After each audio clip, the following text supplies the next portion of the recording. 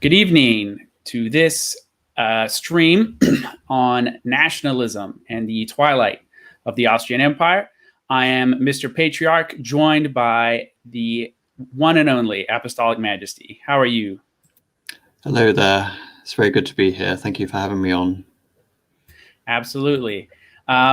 So tonight we're going to, as I said, be discussing the Austrian and later Austro-Hungarian Empire. Before we do, we'll just do some little bit of housekeeping. If you're new here and have not listened to the channel before, welcome. We like to talk about history here, and I'm very, very happy to have Apostolic Majesty here to discuss this topic. I think the history of Austria and the Austro-Hungarian Empire later is one of these areas which isn't very much talked about. So I think it's a really interesting case study in seeing how kind of post-revolutionary ideas can impact the wider society. Also, if you have not checked out Apostolic Majesty's channel, I would highly encourage you to do so. He's got some tremendous, really good, detailed content about all kinds of history. I believe, would you like to just tell them about the history series that you just finished? Oh yeah, I just completed a series called the Politeia podcast, although it's going to be, multiple series. I just completed the first series of that, which starts off covering the Roman Empire and how the idea of Rome, sort of, and Romanitas, bleeds over into the rest of European history. And, from there I cover, the Constantinople, Byzantium. I go into, medieval Christendom, the Reformation, revolutions, liberalism, ending up with socialism, fascism, and the death of Europe, internationalism, the United Nations, the EU and stuff like that. If you want like a broad overview of history, which, is I like to consider it not post, anti-post history, for lack of a better term. Then yes, please do check out my channel. Yeah, that's pretty much all I can say about it. Fantastic. So yes, again, I will reiterate, please go check out Apostolic Majesty's channel and go give him a subscribe if you haven't already. And of course, your boy, Mr. Patriarch, as well. So let's begin. So I guess in the minds of moderns, Western moderns, you look at a map of Europe prior at the time of World War I, and you see this big blob of countries between Germany and Russia, which is called Austro-Hungary. And a lot of people think to themselves, how did this get here?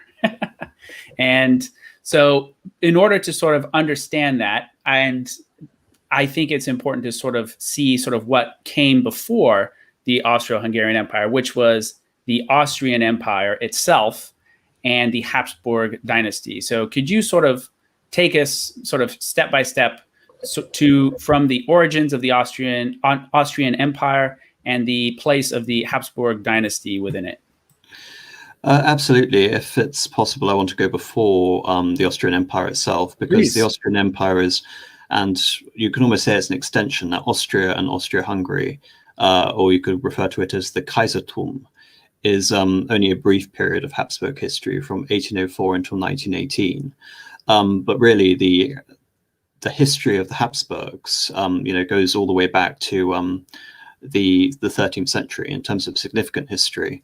And in terms of like trying to come up with a word for it, my favorite word is a German word, Hausmacht, which means the power of the house, essentially. And by this, the power of the House of Austria. In terms of certain historians using the appellation Habsburg monarchy, all of these are historical contrivances. The denizens of what we would now refer to as the Habsburg monarchy didn't acknowledge themselves as such. What it really was, from 1272, which is the Battle of Marchfeld, where Rudolf establishes himself as the ruler of what we now know as the lands of Austria, in opposition to the then King of Bohemia, Ottokar II, till 1804. Really, a collection of dynastic territories, some mostly through diplomatic marriages, some through conquest, which only really began to be consolidated into some form of unified whole during the 18th century. I mean, for listeners who aren't aware of how influential the Habsburgs were at some point, they enter, to the serious European prominence in the 15th century.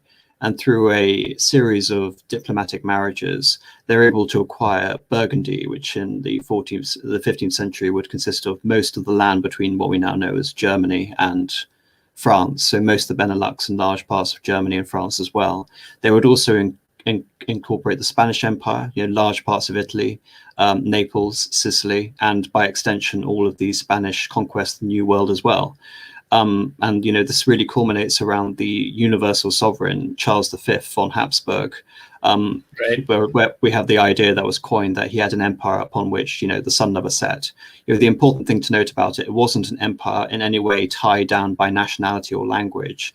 There's a wonderful quote by Charles V, which goes something like, "I speak Spanish to God, French to men, Italian to women, and German to my horse." German to my horse. That's great. Yes, it's again trying to give it some sort of historical appellation. Historians since the 1970s, since John Eliot and Königsberger, refer to this as a composite monarchy, i.e., these are certain sort of historical territories. Take all the sort of territories of the empire. We're talking Bohemia, Hungary, Austria, Castile, Aragon, Burgundy, etc., which itself was divided. All of these territories have their own customs, their own forms of diets or assemblies, and they more or less maintain their own legal systems right up until the 18th century. One of the major sort of turning points in the Austrian history was when the Spanish Habsburgs died out with the death of Charles II the Bewitched in 1701.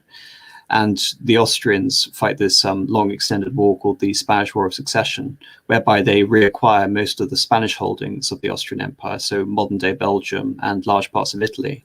But in the process, the then emperor of the Austrian Empire, Charles VI, has no direct male heirs to inherit his empire.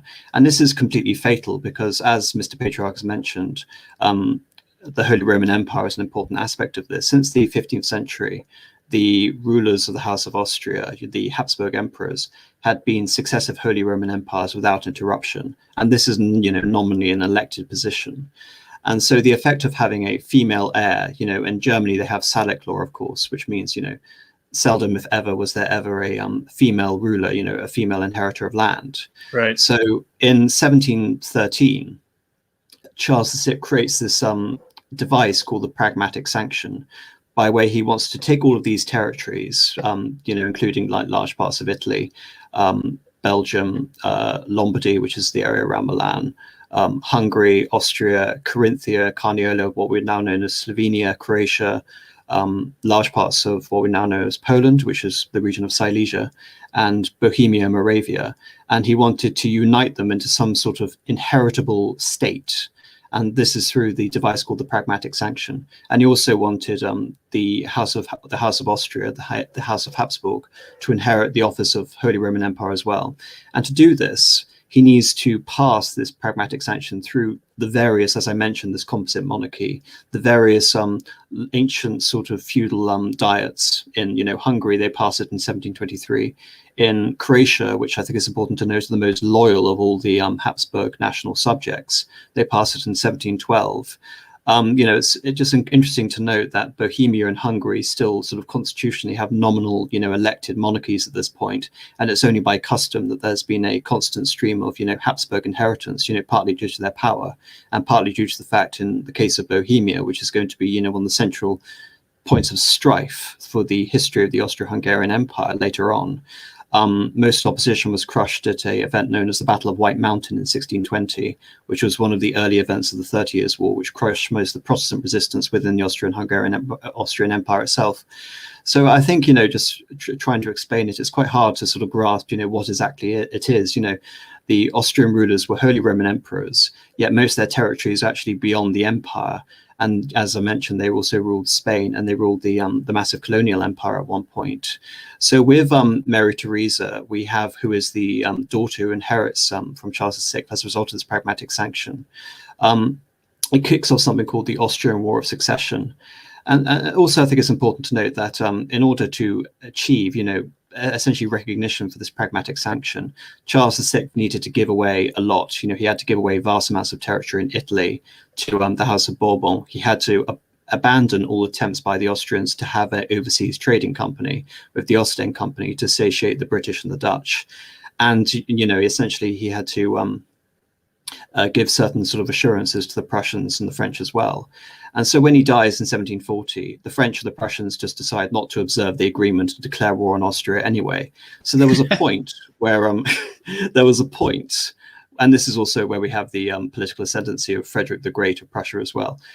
There is a point in the 1740s where it looked like the entire network of all of these interconnected rural domains could have completely collapsed were it not for Mary Theresa and her alliance with Francis of Luxembourg. It's also important to know that during that point, even the Holy Roman Empire, would be occupied by a different house, a rival royal house, the House of Wittelsbach, through Charles Albert, who would become Charles IV of the Holy Roman Empire. So when he dies, very serendipitously afterwards in 1745, Francis is able to inherit that back again. And interesting, you mentioned the House of Habsburg. We only really have the mentioning of a distinct House of Habsburg as some sort of grand, regal dynasty after the decline and the end of the actual direct male descendants of the House of Habsburg, because the result of Mary Theresa inheriting is the fact the House of Habsburg actually dies out and it becomes the House of Habsburg-Lorraine. And that will become the future house which rules into the Austrian Empire and Austro-Hungary as well. A little known fact is that this also happened in Russia at the same time. The House of Romanov died out in 1730 with the death of Peter II. And it then became, I think after Peter III became Tsar, the House of Holstein-Gottorp-Romanov, because of the Germanic heritage of Peter III. So almost, you can say the idea of a Habsburg monarchy was really just a pretense at that point, because the royal line had died out, and really it was the House of Lorraine. But one of the most significant rulers which we're going to sort of mention is Joseph II, the son of Mary Theresa, who will become Holy Roman Emperor and Archduke of Austria in 1780. And he begins a process of centralization, an attempt to create some sort of uniform administration throughout this empire, including the establishment of liberal universities and colleges and schools based on the model set up by his hero, Frederick II of Prussia. And the result of this is this major, and again, this idea to put German at the center of administration. For people who want to understand, what was the uniform the language of administration, throughout most of the empire's history, it was Latin.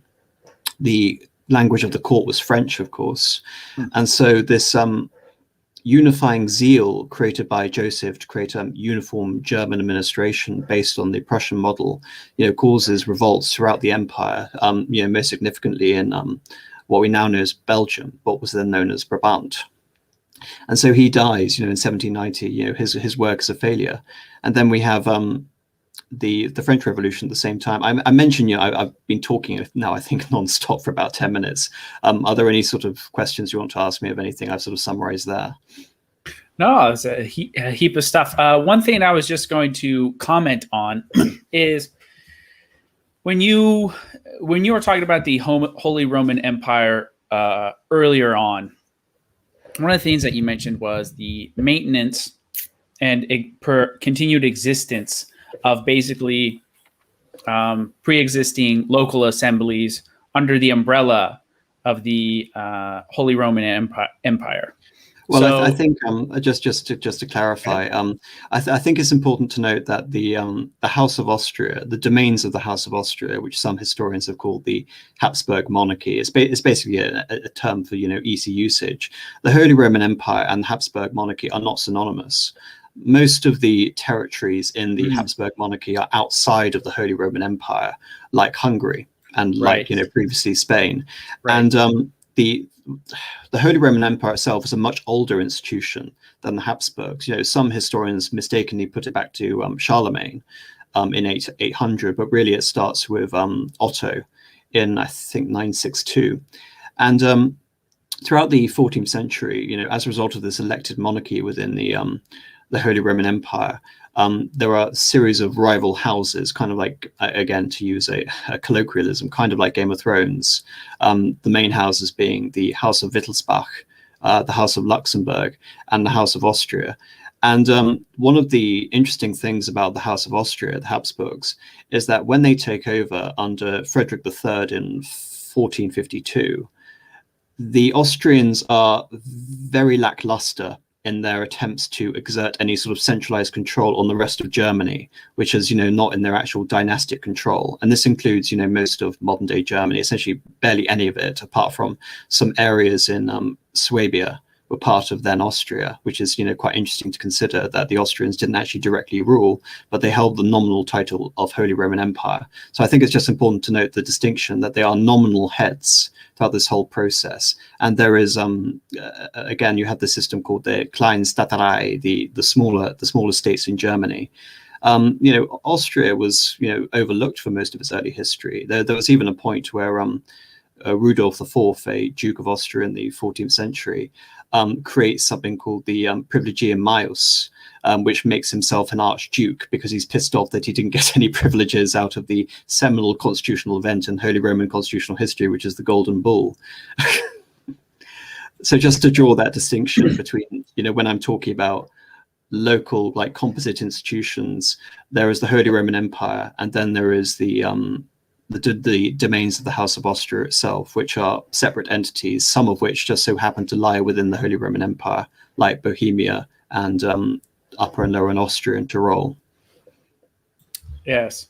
And I guess sort of one of the things I was going to sort of go with that line of thought is it seems, particularly in modern times, you think about Americanism, the American Empire, or even maybe like in the post-revolutionary age in Russia, you sort of had, in order to sort of clamp down on nationalism, you had sort of this process of Russification, and you had Stalin sort of conduct his purges and expulsions and whatnot during his era to deal with these same sort of things. But it seems like the Austrian Empire and sort of empires, sort of pre-revolutionary empires, had a tendency more or less to sort of let people live, people within their empires to sort of conduct their own affairs in their own ways and then the way they saw fit, provided that they sort of bent the knee to, the emperor and sort of furnished taxes or troops in the case of any wars and whatnot. And throughout large chunks of history, it seems that empire was the norm for, particularly in the Middle East and also in this sort of part of Europe. So although, so I guess sort of it would be wrong to look at the Holy Roman Empire or the Austrian Empire or other earlier empires as sort of proto-globo homo, if I can put it that way.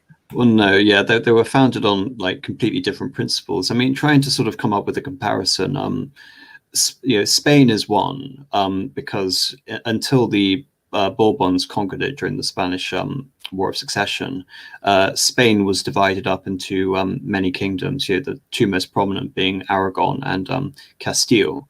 And they too, had separate forms of administration, different laws. But you mentioned, the French Revolution. I think it's important to note that there was this centralizing liberal zeal even before the French Revolution. It happened in Spain, and like I mentioned with Joseph II, it also happened in Austria, where you have this rationalistic attempt to homogenize and unify everything. The reason Joseph II picked, German as the language of administration wasn't because he was a German nationalist, but rather it was because so many of the urban dwellers, the Bürgerliche, the bureaucratic classes were German speaking. So it was simply, ease the administration, even though, they happen to be, Germans living in Lemberg, which is modern day Lviv, which is in Ukraine. One of the odd things about the Austrian Empire is that you have these little pockets of German speaking regions throughout. And again, really up until World War II. So I think looking at this distinction between, post-revolution and pre-revolution, I think it's important to note within the the pre-Austrian Empire itself, the domains of the House of Austria, this process had already begun, just before the French Revolution under Joseph, and to a lesser extent with Mary Theresa and the Pragmatic Sanction.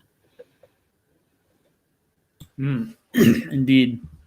Now, sort of going on from, so you have this, so it seems like kind of the birth of sort of the footing for what would transition the Holy Roman Empire to sort of the Austrian Empire is this issue that you have with Charles VI not being able to sort of produce a male heir, and then you have the War of Succession that follows with Maria Theresa, and then you have this, like you said, with Joseph II, he becomes emperor, and then he sort of wants to Germanify the administrative structure of the empire in a similar way that we could think of as maybe Peter the Great did with French within the Tsarist Empire. So, yes. And what do you think was the impetus of that? Was he just sort of, because I know in Peter the Great's example, at the time, France was really seen as the cutting edge of royal prestige and sort of being on top with everything. It had all the philosophers, it had all the innovation, it had all the arts. And Peter the Great, in an effort to sort of modernize Russia and the Russian state, saw in France sort of the model. And so he wished to emulate that by sort of aping them in a lot of ways, to the point of, like imposing a beard tax and like adopting French dress and making French the language of the court. So is that sort of similar to what we see happening in Austria, or is it much less extreme, and also sort of more natural in the fact that a lot of the people within the Austrian Empire would themselves be German speakers? Yes, when you speak of Peter the Great, I'm just reminded of that quote that I'm going to, bring Russia kicking and screaming into the modern world. I think, very much, with his desire to create St. Petersburg as well as the window on the West, I very much believe that his first, and we're talking about Peter the Great, his foremost desire was to create a Russia that was very much intimately part of Europe, and to impose on Russia this sort of, European culture, European dress, European science, European administration, European architecture, was very much an attempt to do that. When it comes to Austria, I think it very much sort of follows in a mold that had been set by other monarchs at the time. The most obvious one is one I've already mentioned, which is Frederick II.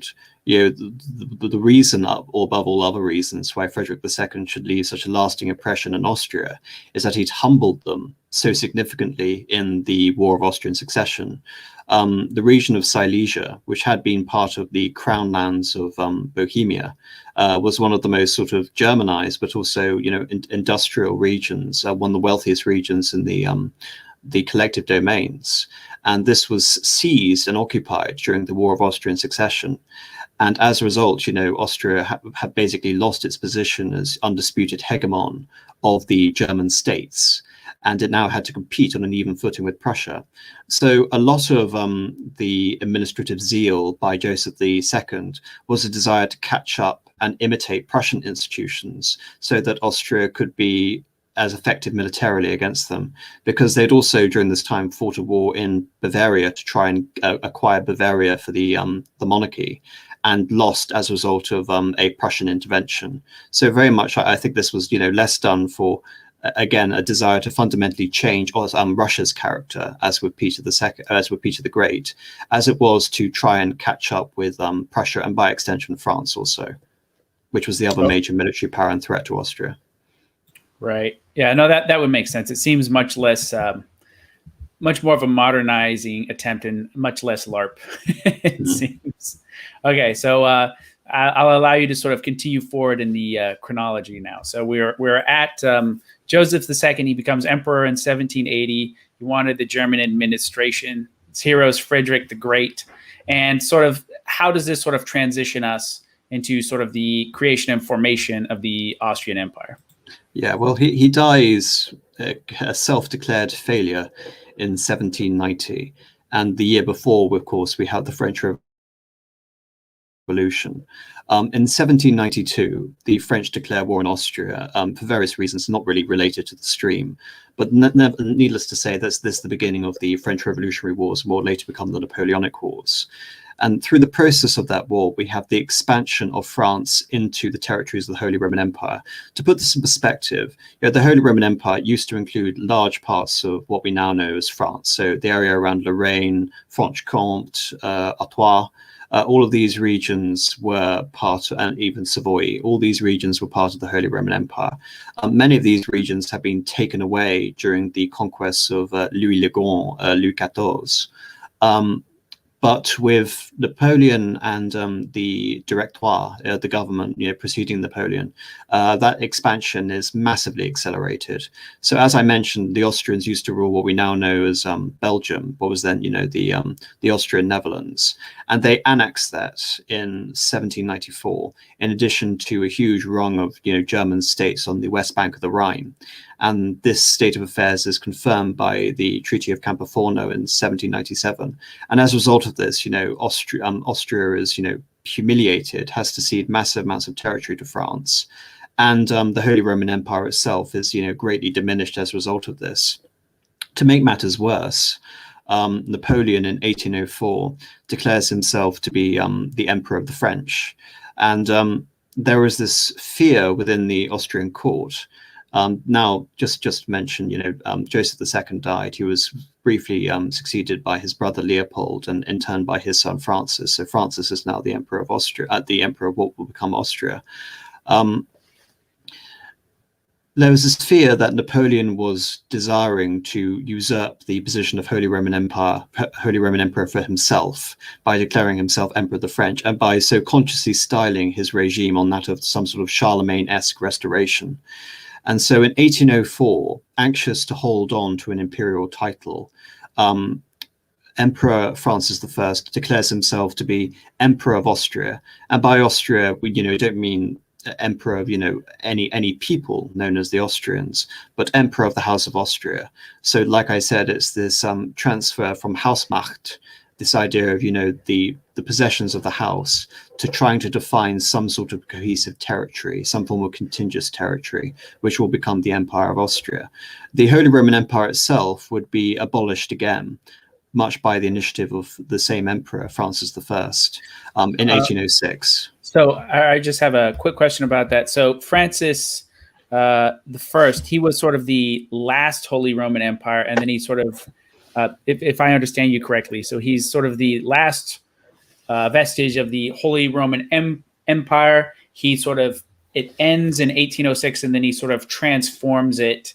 Even prematurely. Right. There was a moment from 1804 until 1806 where he's known as the Doppelkaiser, where he has two imperial thrones. No, it's not the dissolution of the Holy Roman Empire that prompts this response. It is the fear of losing the position of Holy Roman Empire that prompts this response when Napoleon makes himself Emperor of the French. Okay, so he sort of solidifies his we could think of maybe using Austria as sort of his base. Yes. He sort of emphasizes and sort of solidifies his control over Austria. Yes, and to point out, as I mentioned with the Privilegium Maius, Austria was, a collection of territories, and the Duke of Austria was known as the Archduke. The highest rank beyond that of Archduke that the emperor held were, titles such as Kings of Hungary and Kings of Bohemia, and later, I'll probably mention at one point the long title of Franz Josef to give you a perspective of the nature of the empire. But the point is, this was a form of imperial consolidation as well, in addition to trying to reimagine what it was essentially the Habsburg monarchy was. It wasn't just an empire at the summit of the Holy Roman Empire. The actual territories, the dynastic territories of the empire, which made up one of the largest countries in Europe outside of Russia, were in their own right an empire, which is quite a significant step. And this is despite the fact, as we mentioned with Napoleon would keep dismembering parts of the Austrian Empire. So one of the great body blows the Austrian Empire is the War of the Third Coalition. and the Austrians lose two significant battles against Napoleon. One is the Battle of Ulm, where von Mack is basically, surrounded and has to surrender a vast Austrian army to Napoleon's advancing forces. And then you have the Battle of Austerlitz, where it's both Francis I and the Tsar of Russia, Alexander I, who are commanding the forces, and both of them are soundly defeated. And Francis has to actually go onto the battlefield and surrender to Napoleon in person. And then you have the aftermath of that battle, after the Battle of Austerlitz. Austria loses, territories which have been, part of it for, centuries, since the 14th century, such as Tyrol, which is ceded to France's new ally Bavaria. And they would eventually even lose Croatia as well, which would be annexed directly to France. So essentially, during the Napoleonic period, Austria, the new Austrian Empire, is in a position where it would have become a Napoleonic puppet state had he continued to win battles. And in this, humiliating position, they use a brief moment where Napoleon is anticipated to be incredibly weak during the Spanish invasion, the Peninsular War, to strike back in the War of the Fifth Coalition. However, during that war, they're able to inflict a much lauded victory against Napoleon during the Battle of Essling. Even, Archduke Charles von Teschen has a massive statue in Vienna. But nevertheless, they ultimately lose the war and lose even more territory. And so basically, they're nothing more than just a launch base to attack the Russians in 1812. And it's during the War of 1812. If anyone's interested, I recently did a stream on the age of Metternich, which goes into this period in more detail, talking about the reversal of fortunes. But Austria, very wary of going into war against Napoleon again after his experience in the Fifth Coalition, waits until Napoleon is basically, destined to be defeated, joins in the Battle of Leipzig, and then is responsible, among the other parties, of exiling him to Fontainebleau. Any sort of remark or sort of question you have regarding that long period I've sort of brushed over? Yeah. One thing that I'm interested in is we're talking about all these now. I don't want to be unfair to the Austrians, right? I mean, Napoleon was clearly a master strategist and tactician, but why are there any particular reasons that you're aware of why Austria kept having these successive waves of losses militarily? I think it's important to note that the House of Austria didn't arise as a result of military power. Again, this is what differentiates it from Louis XIV's France or Peter the Great's Russia or Frederick II's Prussia. So they weren't a martial dynasty, essentially. No, they weren't a martial dynasty. They were a diplomatic dynasty. I mean, in terms of sort of like the greatest period of expansion, which is the 15th and the 16th centuries, you essentially have Frederick III, who is the Holy Roman Empire. He marries his son Maximilian to the Dowager, to the Duchess of Burgundy, and that marriage creates this massive Habsburg possession in the Benelux and parts of France. From that basis, the offspring of that marriage is Philip the Handsome, Philip of Flanders, who will then go on to marry Joanna of Castile, who she herself is the creation of a dynastic union between Castile and Aragon. So in 3 generations, you have all of these crowns going to Charles V, who will be the product of Philip the Handsome and Joanna of Castile. And that, again, not through military conquest, but through the amassing of all this dynastic inheritance. Yeah, so, a bunch of very, very select choice marriage selections, resulting in Charles V's unfortunate lower jaw, but also tons of land. Yes, and I think maybe Habsburg marriage policy will be something we'll talk about a bit later. But so after that, after that period, we essentially have a long wearing down of the Habsburg possessions. And as I mentioned, there is a Austrian branch of the family and there's a Spanish branch of the family. The Spanish certainly weren't considered, militarily enfeebled in whatever way, especially during the height of their power in the 16th century.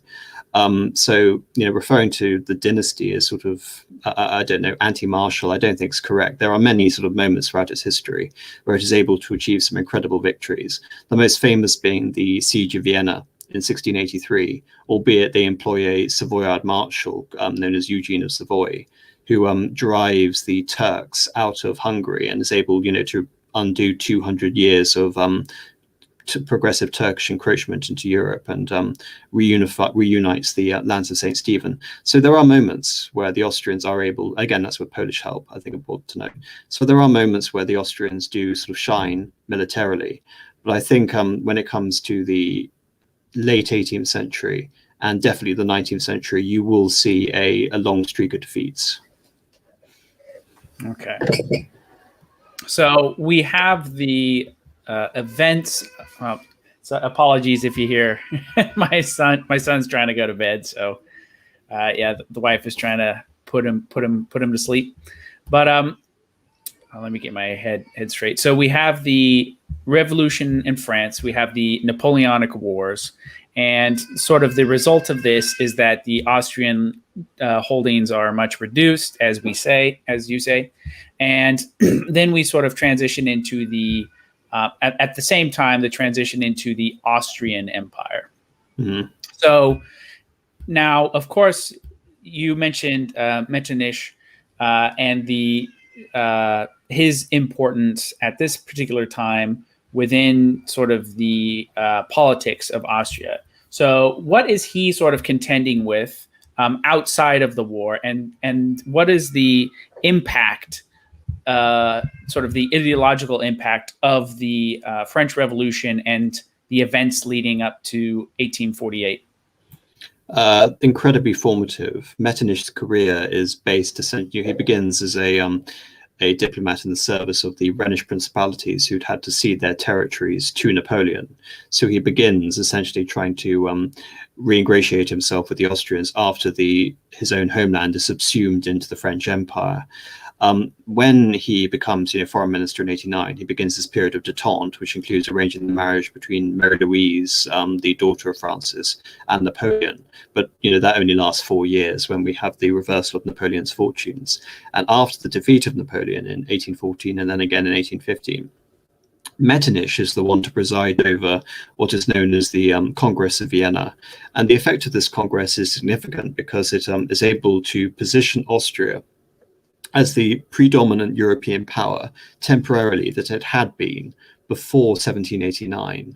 Even though the Prussians had taken away Austrian territory and humiliated Austria, even though the Austrians were encroaching within Central Europe itself, now that France was much humiliated, Metternich was able to establish France as the dominant military diplomatic power in Germany and Italy. And he was also sorry, you said Metternich was able to establish France or Austria? Sorry, over France, I meant to say. Oh, okay. Sorry. No, just to look at the geography, Metternich was able to expand the domains into what we now know as Venezia, Venetia, Lombardy, establishing Habsburg possessions in Tuscany and trying to remember, was it Lucca or anyway, that area, most of northern Italy was under Habsburg influence or domination, with the exception of Savoia-Piedmont. Bavaria was reorientated against France towards Austria, solidifying Austria's influence in southern Europe, in addition to the Saxons having to rely on Austria for support against Prussia. The only sort of unforeseen consequence of that Congress was the awarding of a selection of territories to Prussia to act as a buffer against potential French expansion into Germany in the future. And these regions were the Rhineland and the Ruhr region. Of course, economic considerations weren't paramount to the Congress of Vienna, and this was before the age of industrialization. But as I think, your listeners will be aware, these regions will be incredibly significant for the future of Prussia and Germany in World War I, as being the most heavily industrialized regions in Germany, and fueling much of the Prussian industrialization in the latter half of the 19th century and its own war machine. But in terms of other forces he had to contend with, the re-emergence of revolutionary ideas. And so throughout Europe, we have secret police deployed to frustrate and suspend, various, nationalistic movements, various, revanchist movements, various liberal movements, throughout, especially in the empire itself, there was always the threat from Russia at the same time. One of the Metternich's diplomatic masterstrokes was allowing France to gain a seat in the Congress of Vienna, again also through the guile of their foreign minister Talleyrand, and using France as a buffer against Russian expansion, so that Russia didn't gain too much as a result of the Napoleonic Wars at the expense of Austria. So a lot's going on during that period. But I think it's important to emphasize that Austria was temporarily during this period, because of its new geographic position, because of this new ideology, which was essentially designed to contain nationalism. Essentially,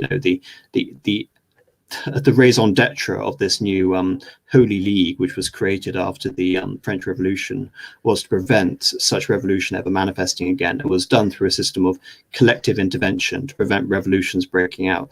The tragedy for Metternich is that it only works for about 15 years. When France topples in 1830, even though there have been smaller revolutions like that in Greece and that in the Spanish New World, which had rocked the boat beforehand. So you have this slow lead up towards 1848, when all of these nationalities essentially and all these French revolutionary ideas pop up in certain areas of Europe. The next one, of course, is Belgium, which will secede from the Netherlands.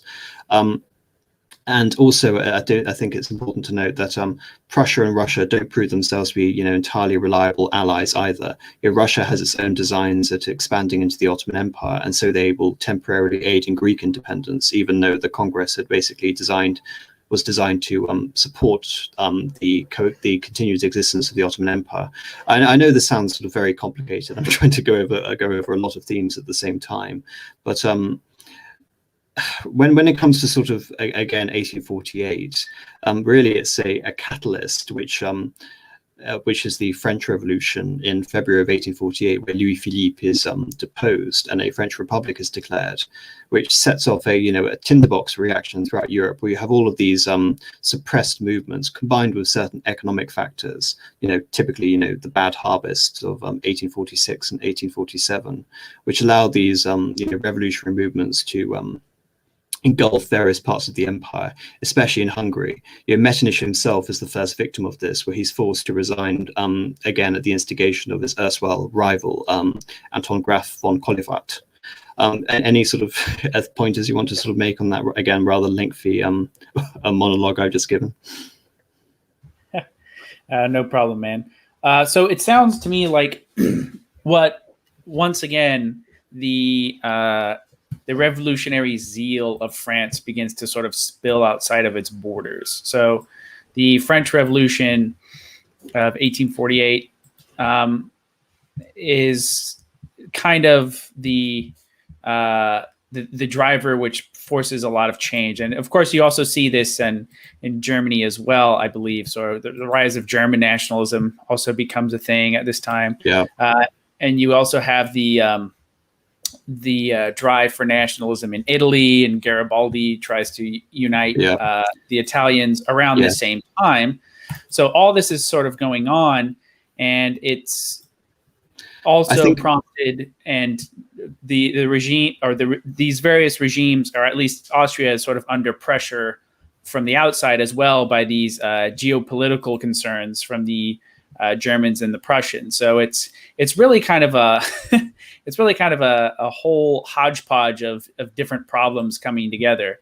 And I guess sort of my question for you is, to what extent was the nationalist fervor popping up in Austria kind of a middle class intelligentsia instigated phenomenon? And to what extent does it tap into real or imagined grievances that various ethnicities within the Austrian Empire may or may not have?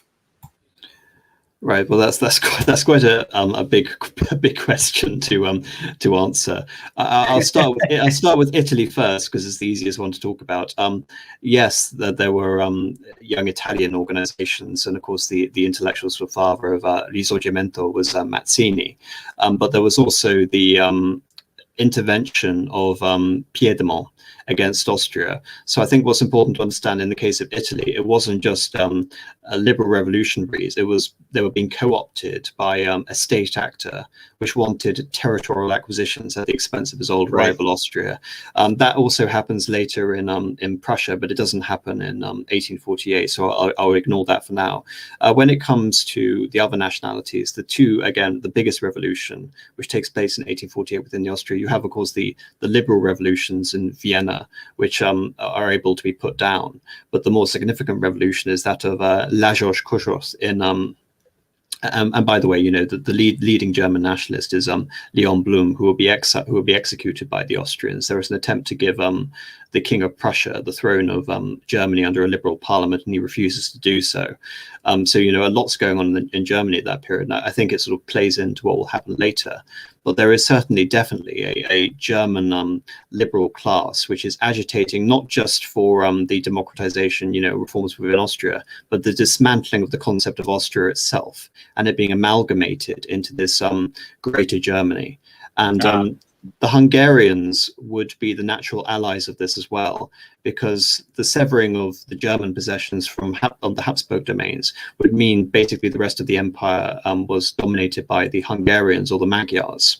And so you have this liberal revolution coinciding in Budapest. And it basically, you know, at one point Hungary is effectively its own independent country. And important to note that Kossuth himself is a minor noble. He's not part of the distinguished ancient aristocracy of Hungary. And it really takes the intervention of Nicholas I of Russia to put down this rebellion again of the lower gentry, the lower aristocracy in Hungary, and return it to the crown of the crown to the House of Austria. Something again happens in Bohemia, which will become, you know, a major hotspot for a flashpoint for future tensions. We have the emergence of Paleski, who is, you know, considered to be one of the founders of Czech nationalism, where he argued for the preservation of the empire, ironically, because he believed the empire's preservation was needed to preserve the rights of Czechs and various Slavs throughout the empire at the expense of German domination. So I think within 1848, you see again the forerunner of many of the conflicts which will emerge throughout the course of the 19th century and 20th century. Okay, so you mentioned something interesting right there, sort of at the end, which I think a lot of people overlook. The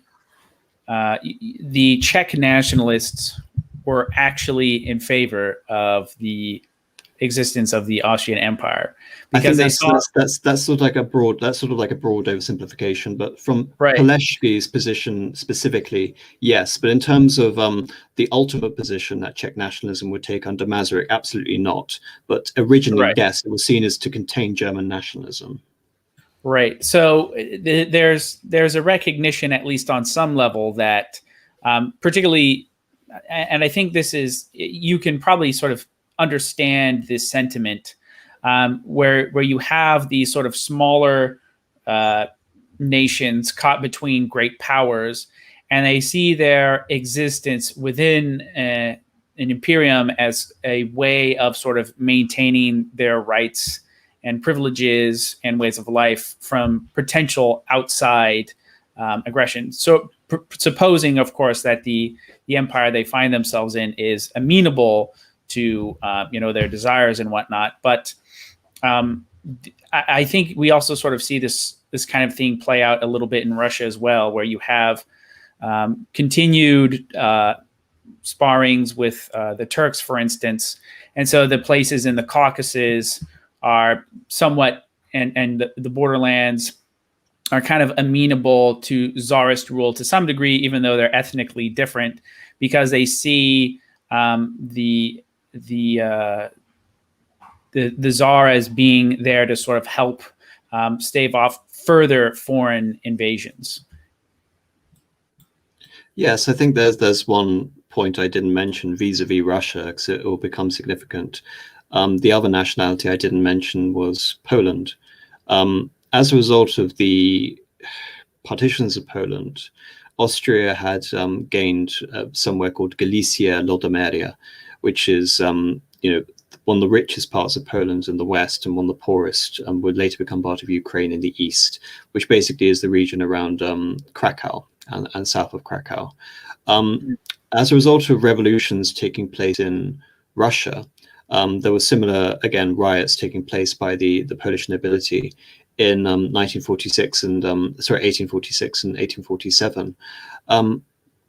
In terms of sort of this idea you mentioned of groups within the empire agitating to be under Russian existence or Russian rule, this is part of a broader conception called pan-Slavism.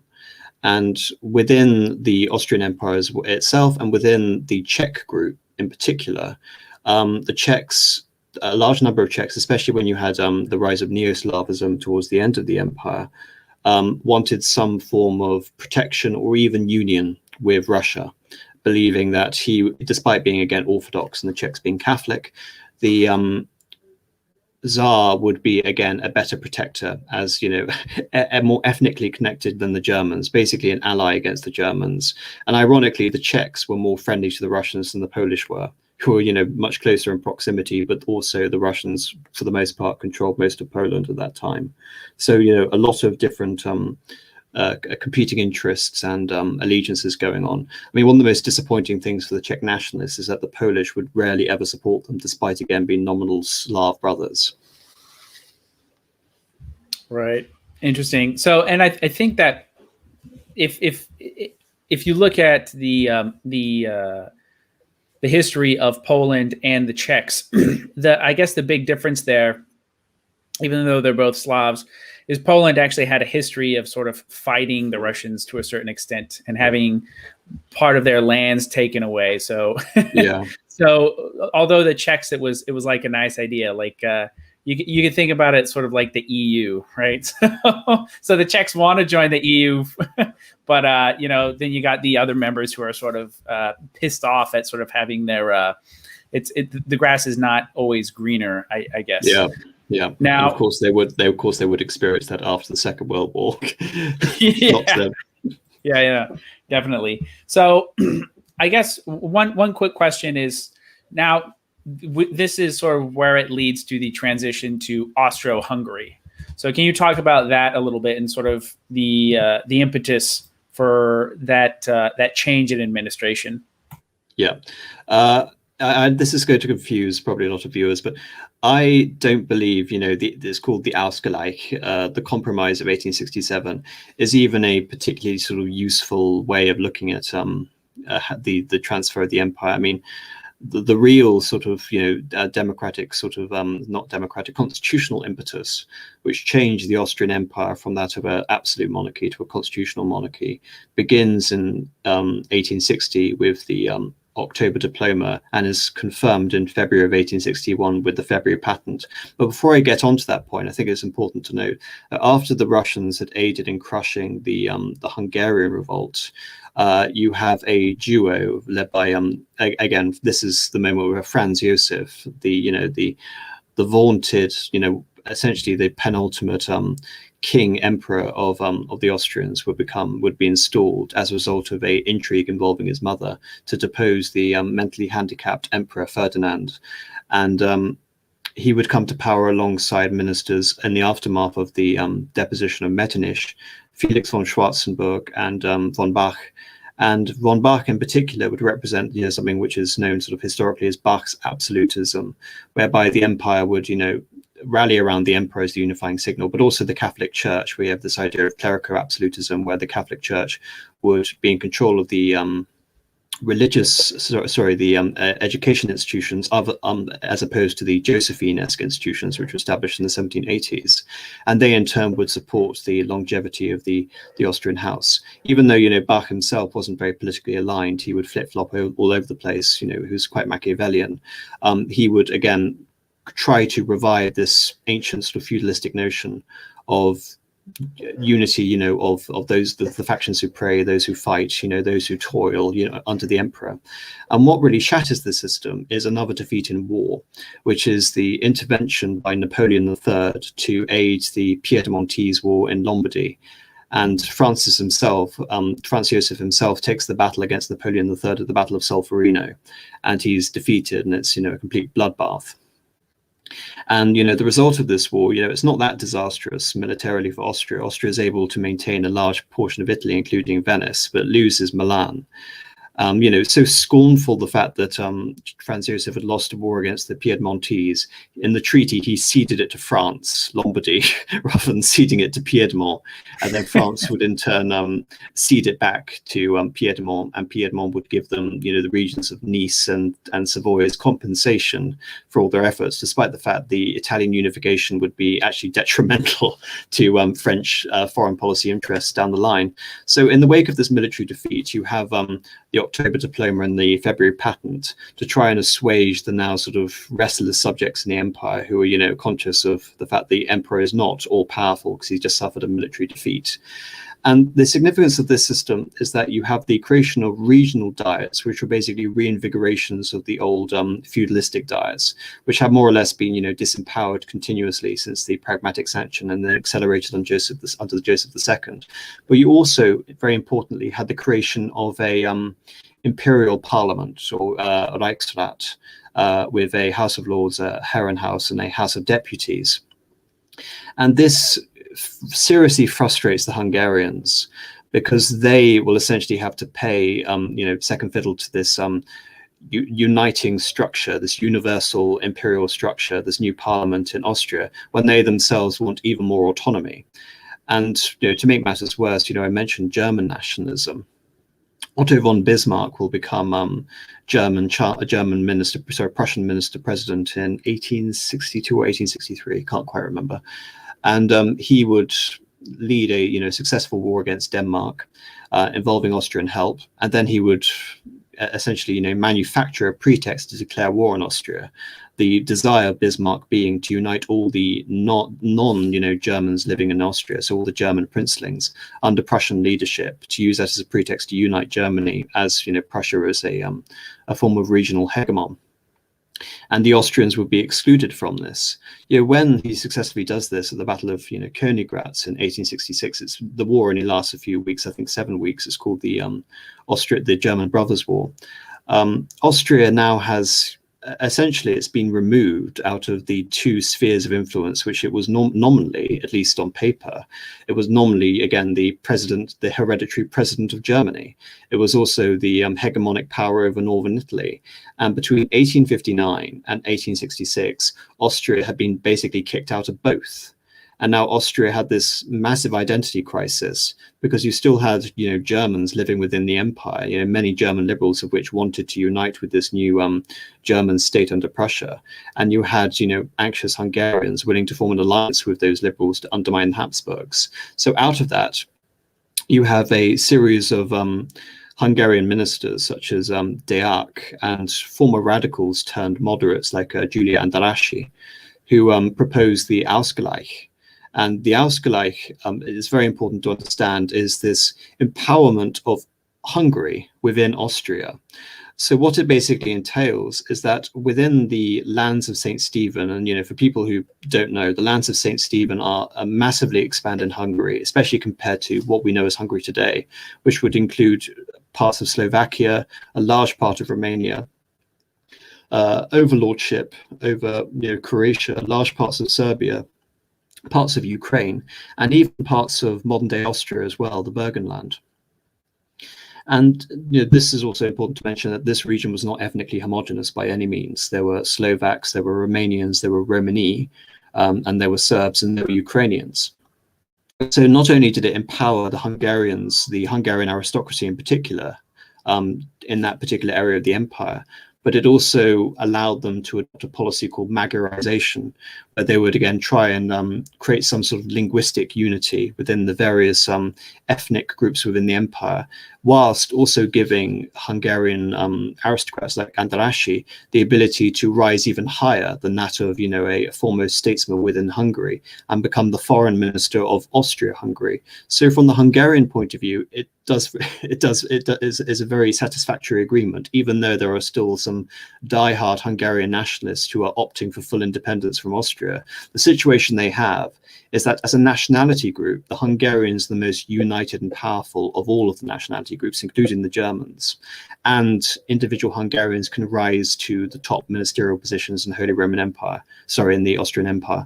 The only position they can't rise to is that of the emperor himself. Okay, so that makes a lot of sense. So you have basically, in the wake of these revolutions, in the wake of the the embarrassing defeat of Austria at the hands of Napoleon III, sort of a fall of prominence. Sorry, my throat's really sore.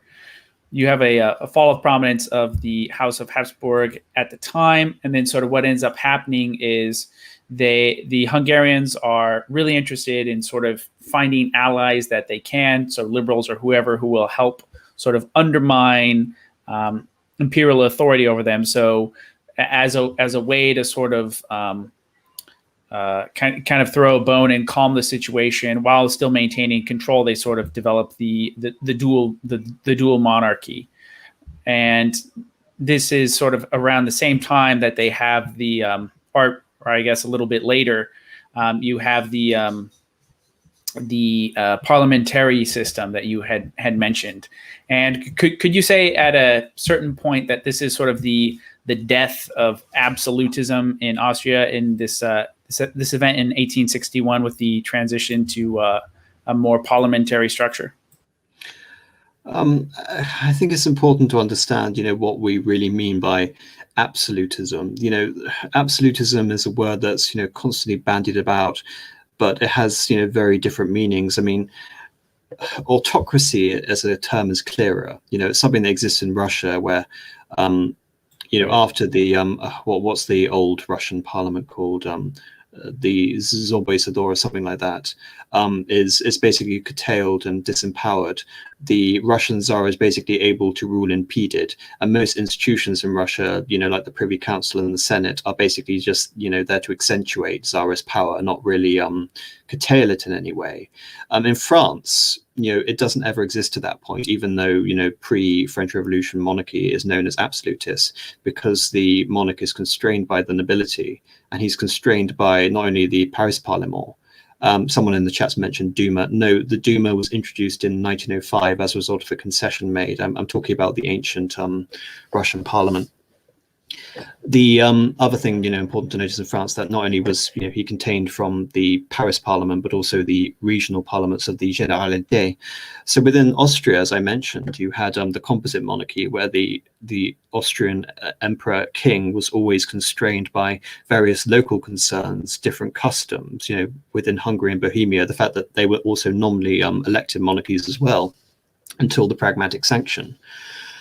You had all these considerations to make, and what we see from 1840 onwards until 1861 is this attempt to consolidate and impose a form of absolutism and centralization on Austria, which was quite foreign to it. And you could almost say that the return to this form of parliamentarianism, it was very much conceived, especially from the conservative factions within the court, that this wasn't giving in to some sort of idea of French revolutionary constitutionalism.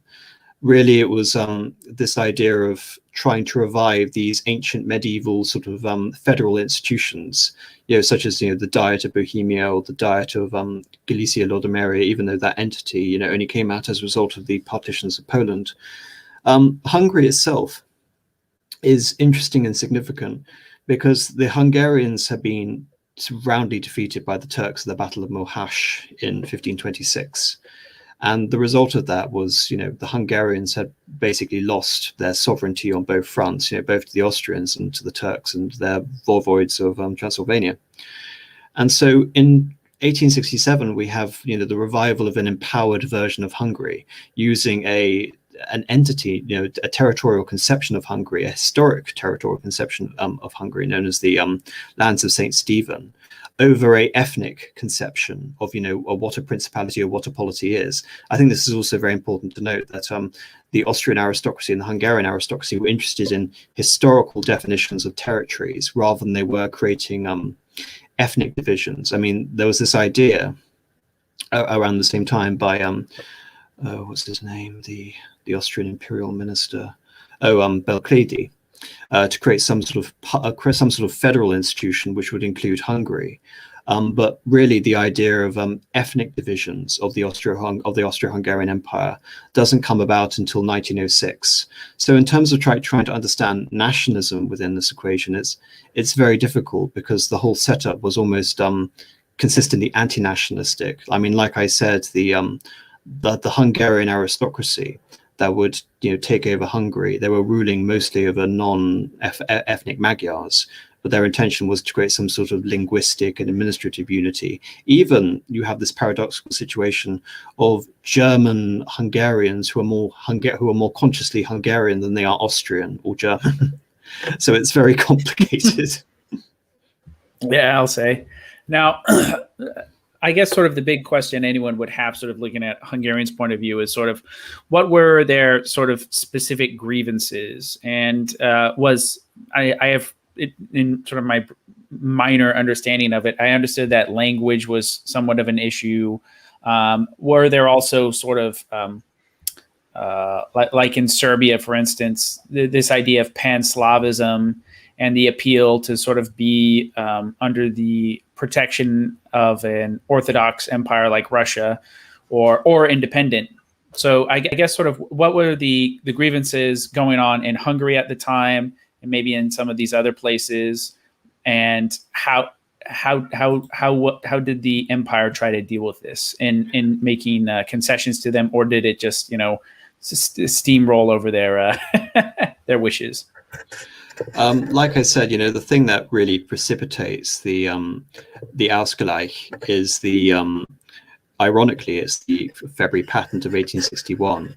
Like I mentioned, the Hungarians had this conception of a greater Hungary, the lands of St. Stephen, and the effect of the February Patent, or any idea to sort of federalize Austria, would seriously limit the power of the Hungarian nobility and any Hungarian institutions that would come out of it. So this wasn't just Hungarian self-preservation, but this was also Hungarian aggrandizement.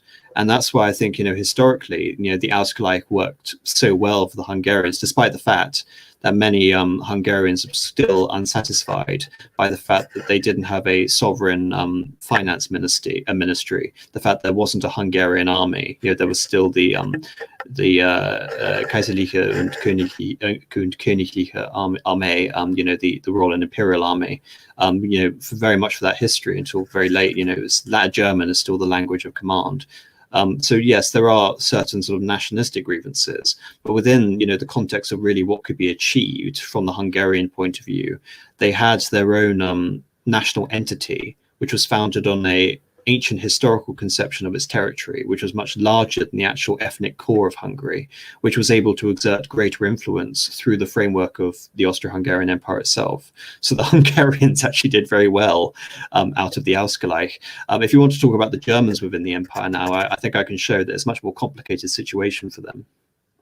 Sure, but so I guess just sort of to sum up, it sounds like the transition to a sort of pseudo-parliamentary system in 1861 was basically a threat to pre-existing arrangements that the Hungarians Hungarian nobility was more or less happy with.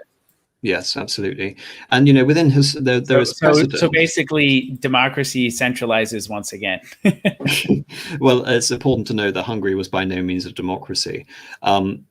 I was saying the impact of the parliamentary reforms of 1861 had the effect of pseudo democratizing and centralizing authority in a way the Hungarian nobility did not appreciate. Well, again, it didn't have enough time to really to manifest itself, but there was absolutely that fear that it existed.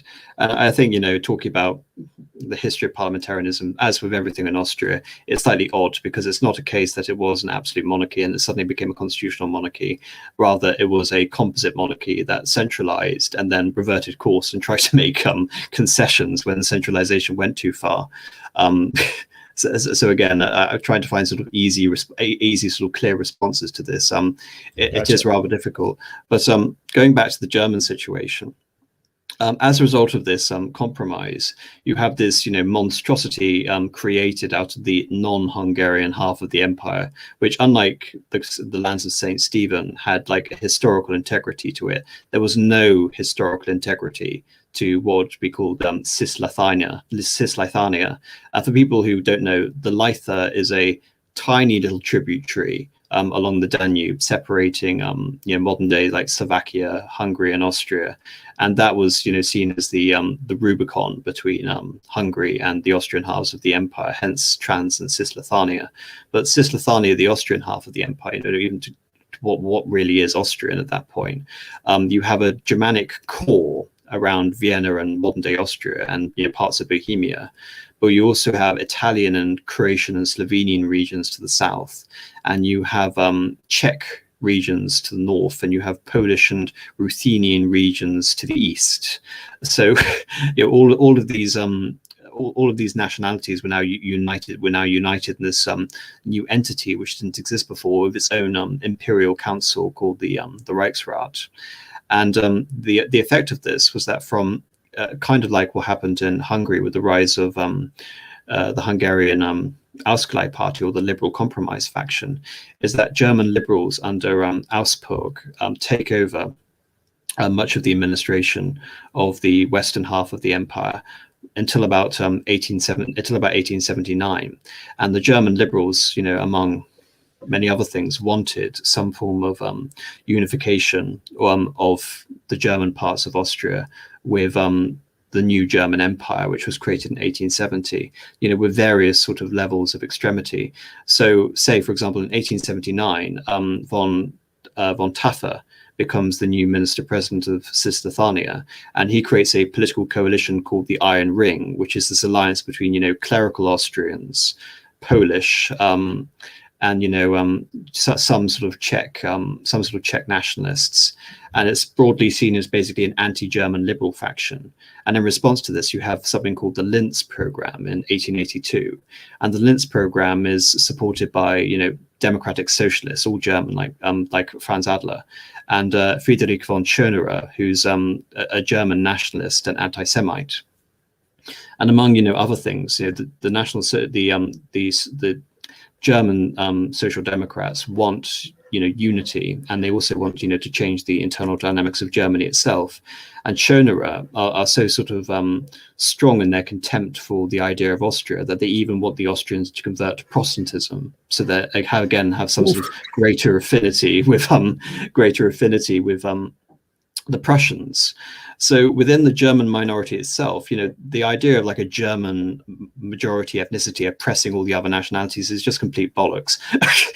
But they were just as opposed to the Austrians in many sense, if not more vehemently opposed than many other national groupings at that time. Like I said, if you want to find the most loyal grouping, the Poles were relatively loyal, and even more so the Croatians, and minorities, which were favored, such as the Romanians at the expense of the Hungarians. It's all very complicated, but you have various strands of German liberalism, German nationalism, and German democratic socialism, all of which to some extent are pan-German and want some form of unification with Austria. The only sort of major exception from this politically is the Christian Democrats under the famous mayor of Vienna, Karl Lueger, who go for this basically sort of Austrian populism, whereby he appeals to the working classes for support.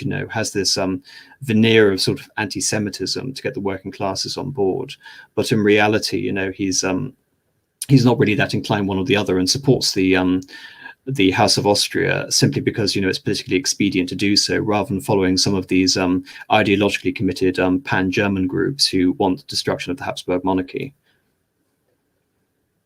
What do you think accounts for specifically the Croatian loyalty to the crown, essentially, or some of the others, like Croatia specifically? Why were they so gung ho for the Austrians? Well, within the setup, first of all, Croatia wasn't a united entity under the Austro-Hungarian Empire. Croatia was one of those rare countries that existed within the Hungarian half and within the Austrian half. The Austrians had the Dalmatian coast, and the Hungarians had the internal regions of Croatia, the old kingdom of Croatia. I think the reason why most of these, that nationality in particular, was so aligned with the Austrians is because they were seen as a natural bulwark against Hungarian interference and attempts to control the Croatian parliament, which certainly did happen. But also, going back before then, the Croatians had a vivid memory, especially the interior, of being either threatened or directly occupied by the Turks, and so the Austrians were seen as the liberating force. And of course, this sentiment also existed in Hungary as well, but just for a shorter period of time. Right. So it's kind of what we were talking about earlier, where countries which had a history of being pushed around by others are welcome of the opportunity to sort of be under the auspices of a more benevolent imperium, essentially. Yes, and they're also, devout Catholics as well, which is important to note. The other thing which is important to note is that the Austrians were really the only way of preserving, Croatian autonomy against Italian irredentism. The Italians wanted to take over large parts of Dalmatia, which were, majority Croatian, even though, again, they had been part of the Republic of Venice. So there are lots of reasons why the Croatians in particular, in terms of the most troublesome ethnic grouping, it goes back to the Czechs.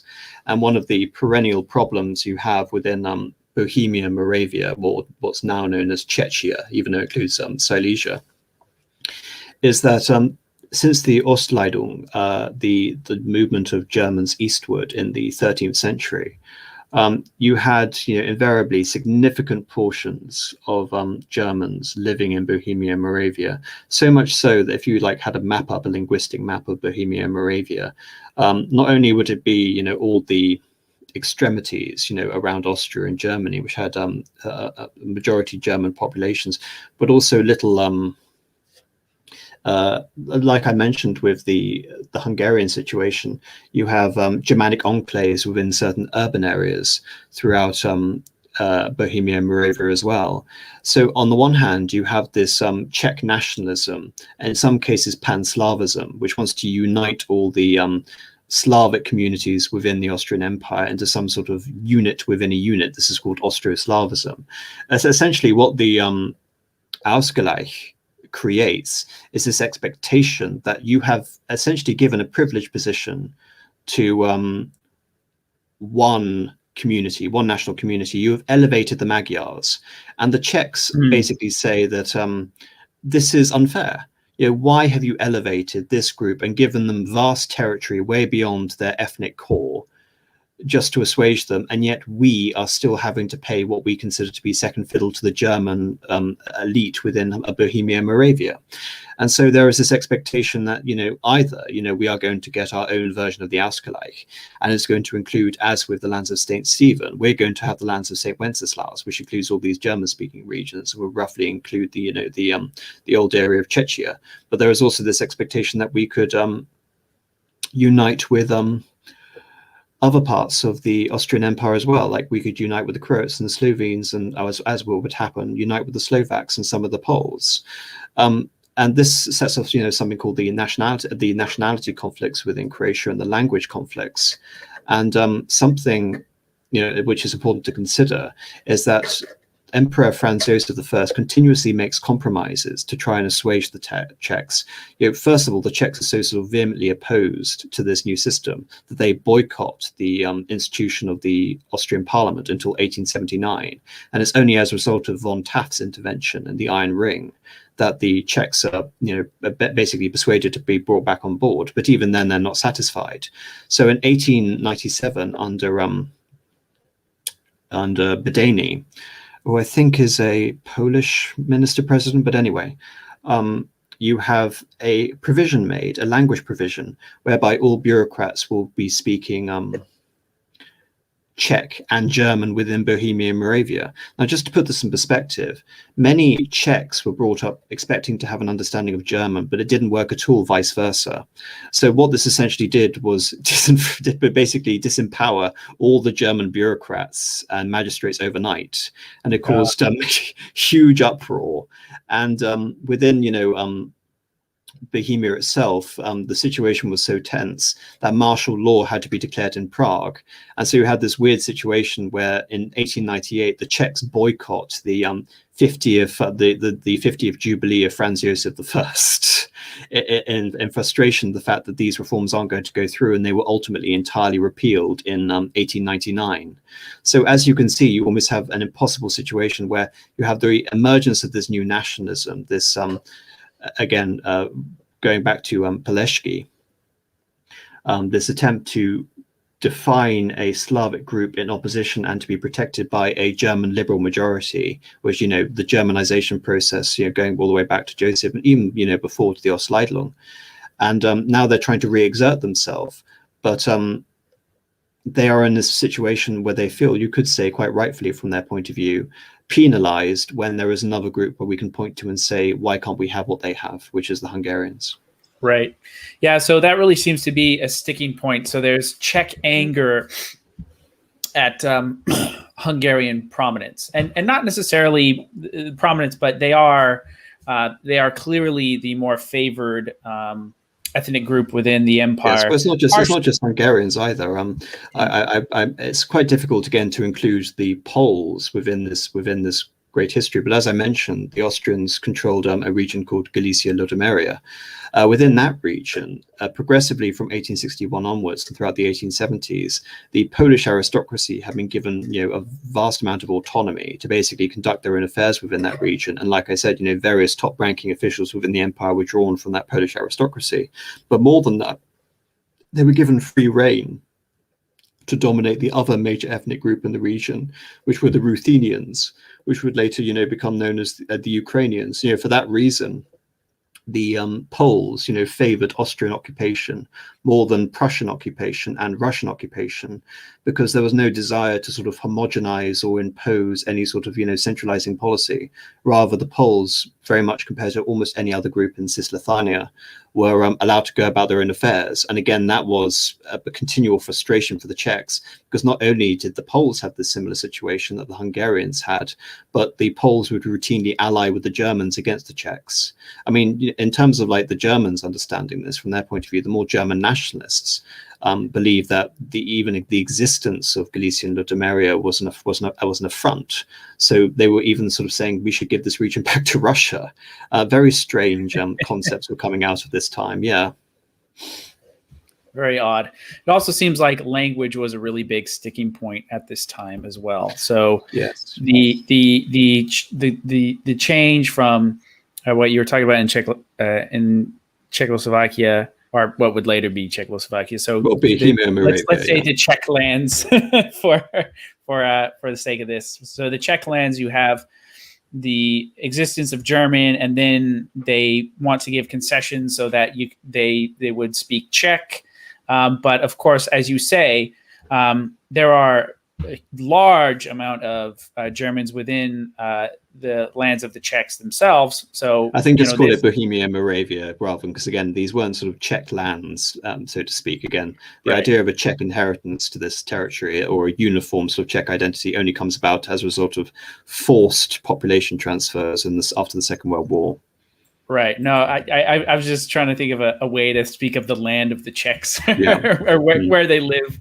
Bohemia. Just Bohemia. Bohemia, yeah. Okay. So Bohemia, but as you say, there is no this place is not an ethno state, right? It is not a nation state. So it's not a place where there's a clear majority of people who have sort of their own language and customs, and they sort of had their own land without the existence of foreigners. So in Bohemia, you had Czechs and Germans living side by side for centuries. And now all of a sudden, the language issue is sort of causing some degree of tension between them. And I also understand that this was the case as well in Hungary, but it was perhaps less extreme, or it elicited less problems to acquiesce to the Hungarian language requests. Is that correct? Well, it was the opposite situation in Hungary, where again, Hungarian schools and the Hungarian language was very much imposed on the Slovaks and Romanians at that time, which would result in a major residual backlash throughout Romanian history in particular. And like I said, you did have far more so because the German minority in Hungary was much smaller and much more urbanized. So again, the idea of a multilingual, Hungarian German was much more prominent, and so they would naturally fit into that administration. But there were so many Germans in Bohemia and Moravia, and they made up a much larger percentage of the overall population that, not only it was just a linguistic barrier, but they were also a major source of, again, an ethnic problem for this idea to even conceive of a united, as you refer to as a united Czech land. I mean, if you look at the linguistic map, it was almost impossible to create. And as we'll find out towards the end of this stream, the creation of it causes massive new problems, which permeate into the Second World War and afterwards. Yeah, no, if you look at this area of Europe sort of at the time, and you look at the language map, it looks like a shotgun target, right? It's not a unified color. There's all sorts of pockets and holes and whatnot. It looks like Cape Town is what it looks like. You got Afrikaans over here, you got English over there, you got Xhosa over there. So yeah, the idea of sort of imposing one language on would cause definitely some problems. One of the things that you mentioned earlier as well is sort of the geopolitical concerns that places like Croatia have.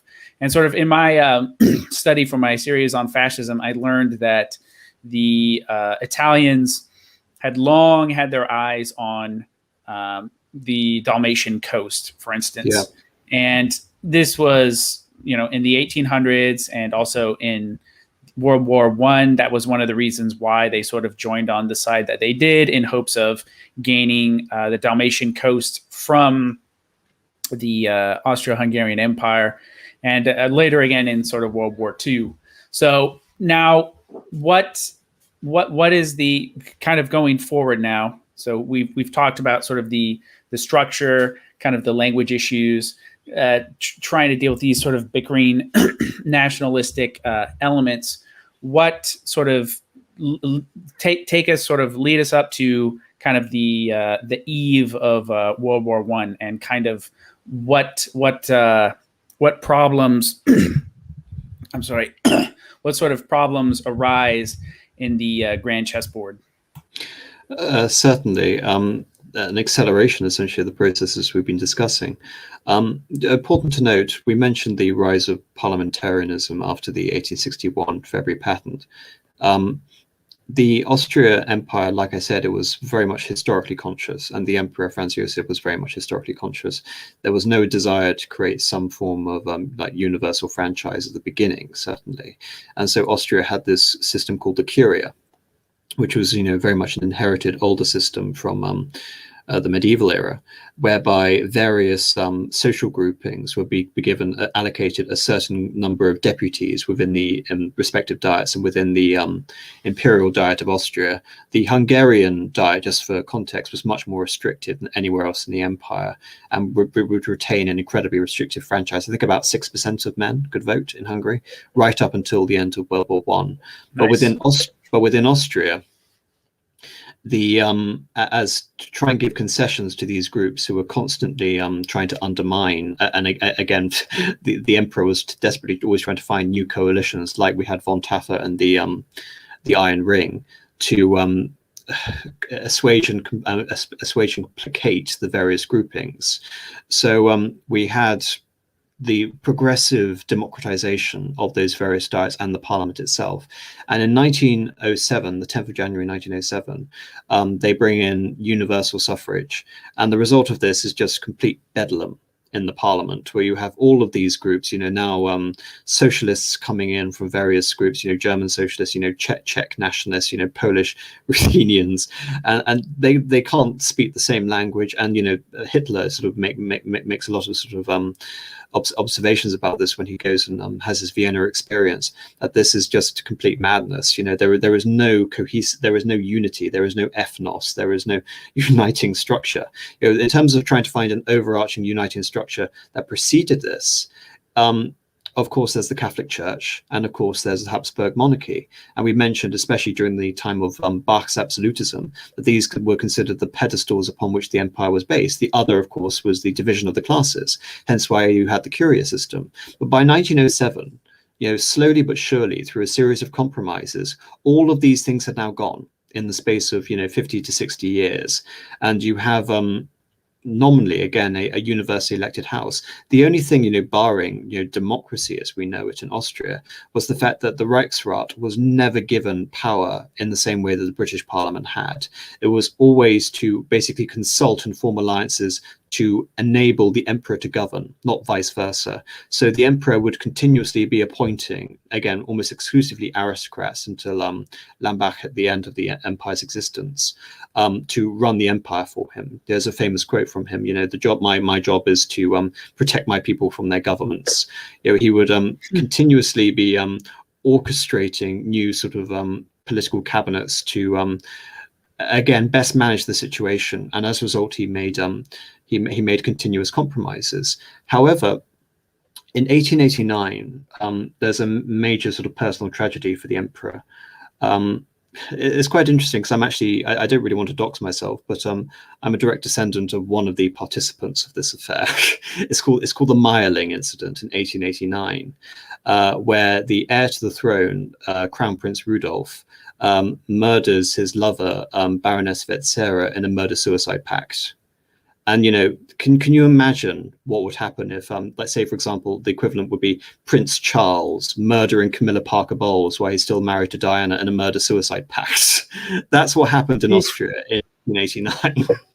It was one of the most sensational sort of bits of sort of royalist gossip throughout Europe at that time. It was absolutely sort of horrifying and shocking. And just to give a bit of perspective, Rudolf himself was a source of political agitation his entire life. His mother, the Empress Elizabeth, had been agitating for Hungarian independence, among other things, for most of her life. And he was very interested in the cause of Hungarian independence, to the extent that there was even this idea that he could take up the crown of Hungary to basically usurp his father. But that was put to an end when he killed himself in 1889. And so the throne passes, again, the heirship of the empire passes to Franz Ferdinand. Now, Franz Ferdinand is very interesting because, on the one hand, a very successful military officer, has major ideas regarding reform of the empire. He sets up his own basically parallel court to the emperor in the Belvedere Palace in Vienna. But more than that, the emperor despises him, because not only does he want to reform this, this situation, this compromise, which the emperor has basically said, I've made that compromise, I'm not going to compromise anymore. This is the constitution.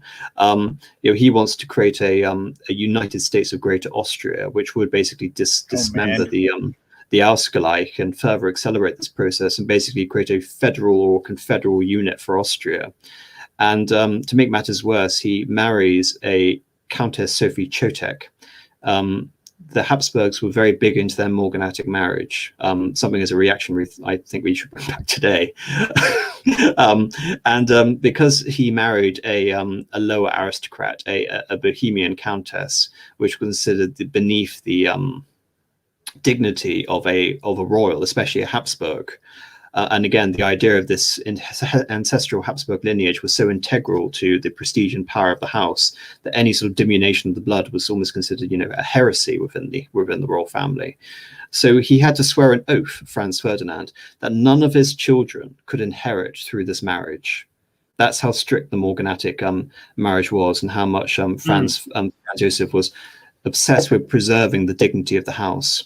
So he's basically, again, the enemy of his uncle, and this sort of leads to the sort of the activity around his assassination. In 1908, Austria annexed Bosnia and Herzegovina, a territory which they'd occupied since 1878, and this within itself, caused series of issues because it was annexed to neither the Austrian half or the Hungarian half, because both sides were sort of considering that annexing that territory would empower one against the other.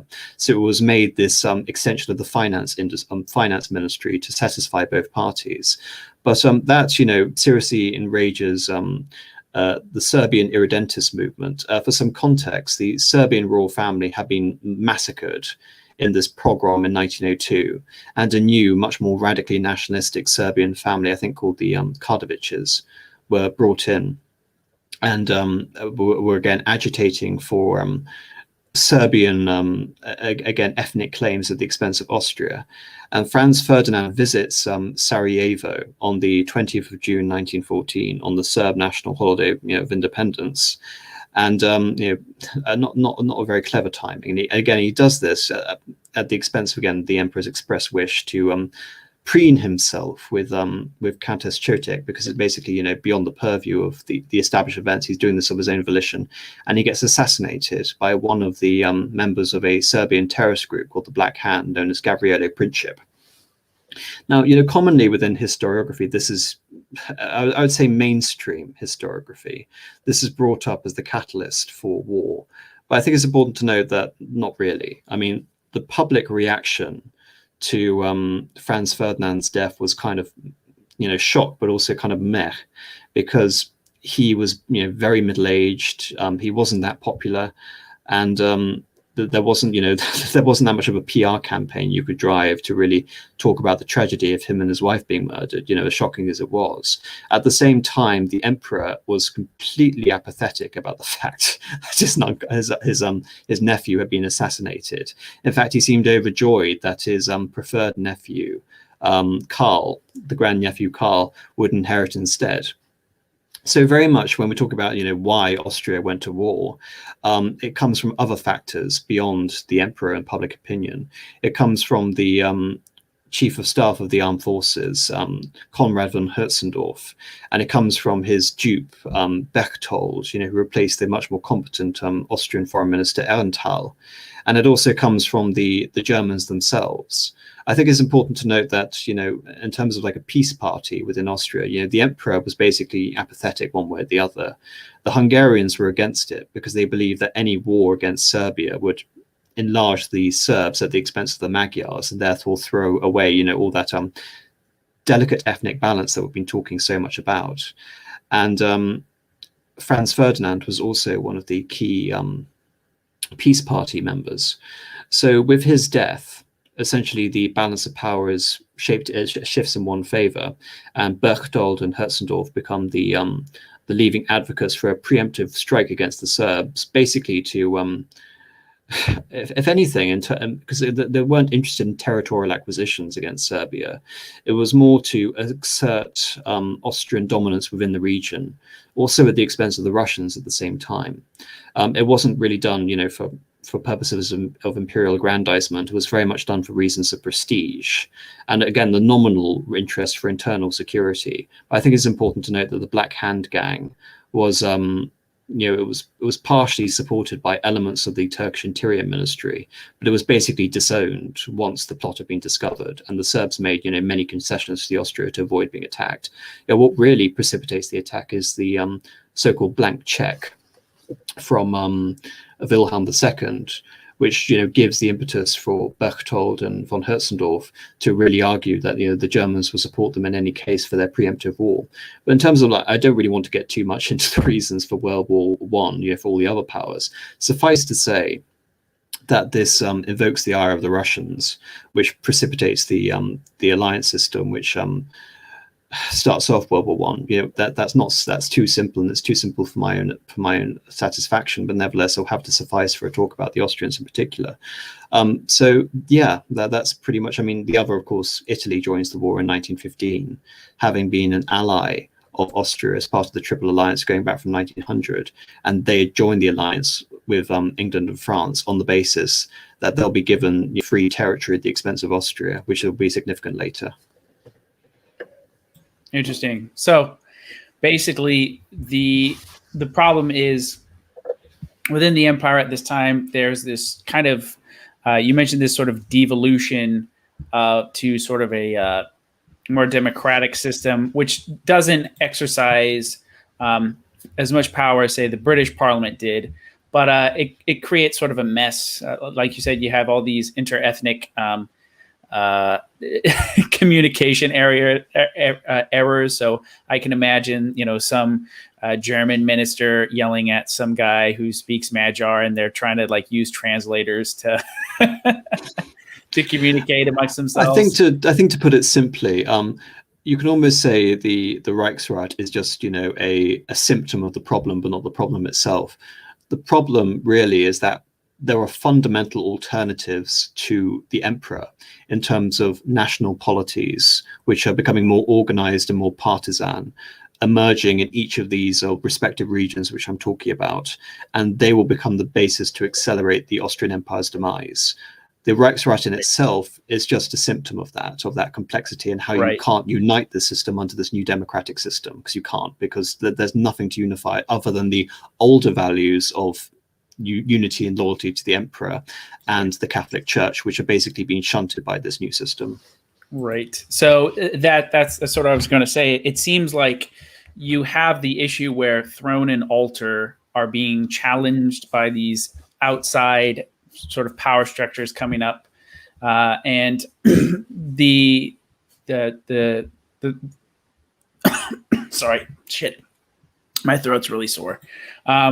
And the parliamentary system is, again, sort of a symptom of that. So it definitely doesn't lead to the collapse. And then you have these international intrigues where Russia is, looking down sort of at the Balkans, sort of seeking to have some influence down there. And then the recently annexed area of Bosnia-Herzegovina.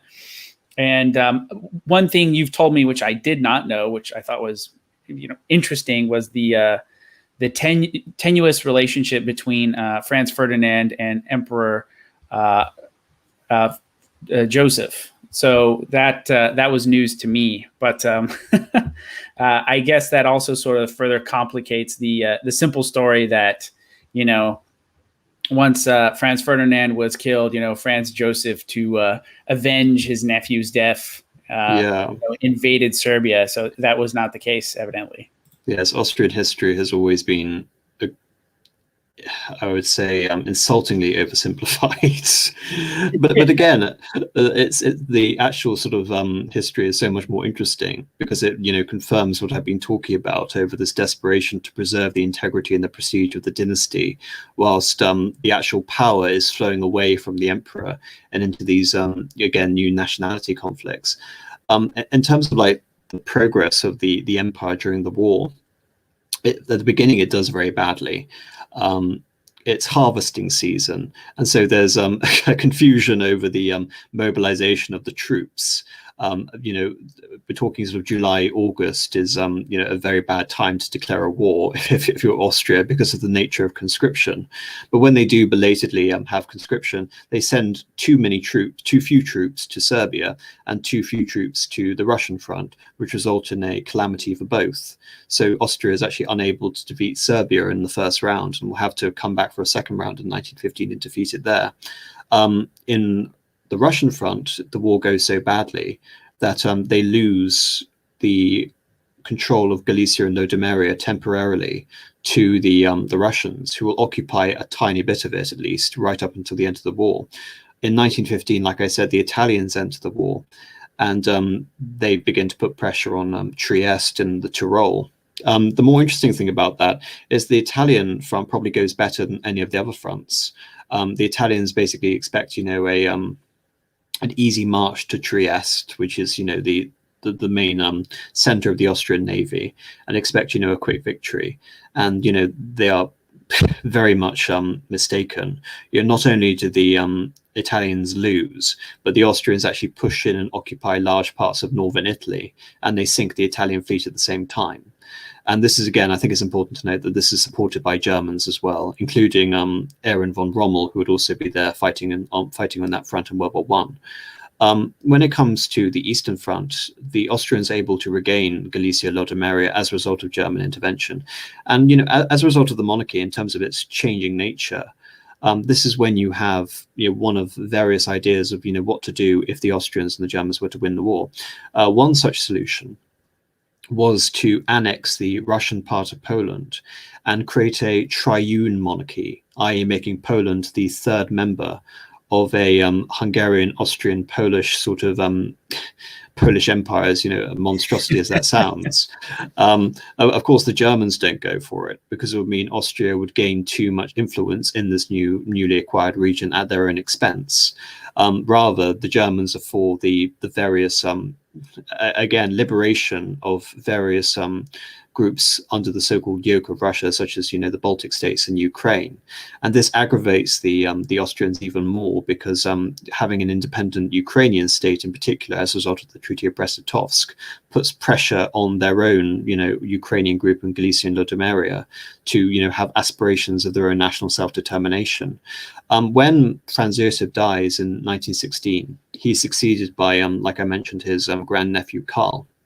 And he historically is known as the peacemaker.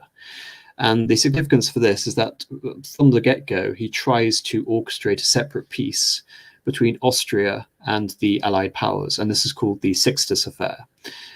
And as a result of this, essentially the sticking point, he's prepared basically to acknowledge French gains at the expense of Germany in any peace. But the sticking point is that he will not relinquish territory to the Italians. More so than anything, especially within the narrative of Austria during the war, von Herzendorf in particular, was passionately against the Italians because not only do they want to expand at the expense of the empire, but they were seen as the great betrayers. They had been allies, unreliable allies, and then they decide to flip and betray Austria. So the idea of ceding territory to rewarding their treachery. Yes. Not only rewarding their treachery, but the Italians hadn't been able to get anywhere in that conflict. They'd been defeated continuously, and at one point the Austrians even threatened Venice itself. So the idea of ceding territory to the Italians was ridiculous, and I think it would have seriously undermined Karl's authority. And like I said, he's already having to deal with the Germans, let alone a massive domestic revolt, and potentially, as I mentioned, losing the Croatians and their loyalty, which would be so pivotal for maintaining the Habsburgs. So he doesn't do this, and the worst thing is the French leak this information to the Germans, and they find out, and this has the effect of undermining the integrity of the alliance, so much so that the Germans become progressively more in control of all the military affairs of the empire throughout 1917 and 1918. I mentioned the Treaty of Brest-Litovsk, but when it comes to sort of the end of the empire, we mentioned the Czechs. The Czechs would be consistently one of the most one of the greatest perennial problems for the Austro-Hungarian Empire. The Czech question. But also there's the food question. One of the novelties about the Austro-Hungarian Empire is that they fought two separate war efforts at the same time.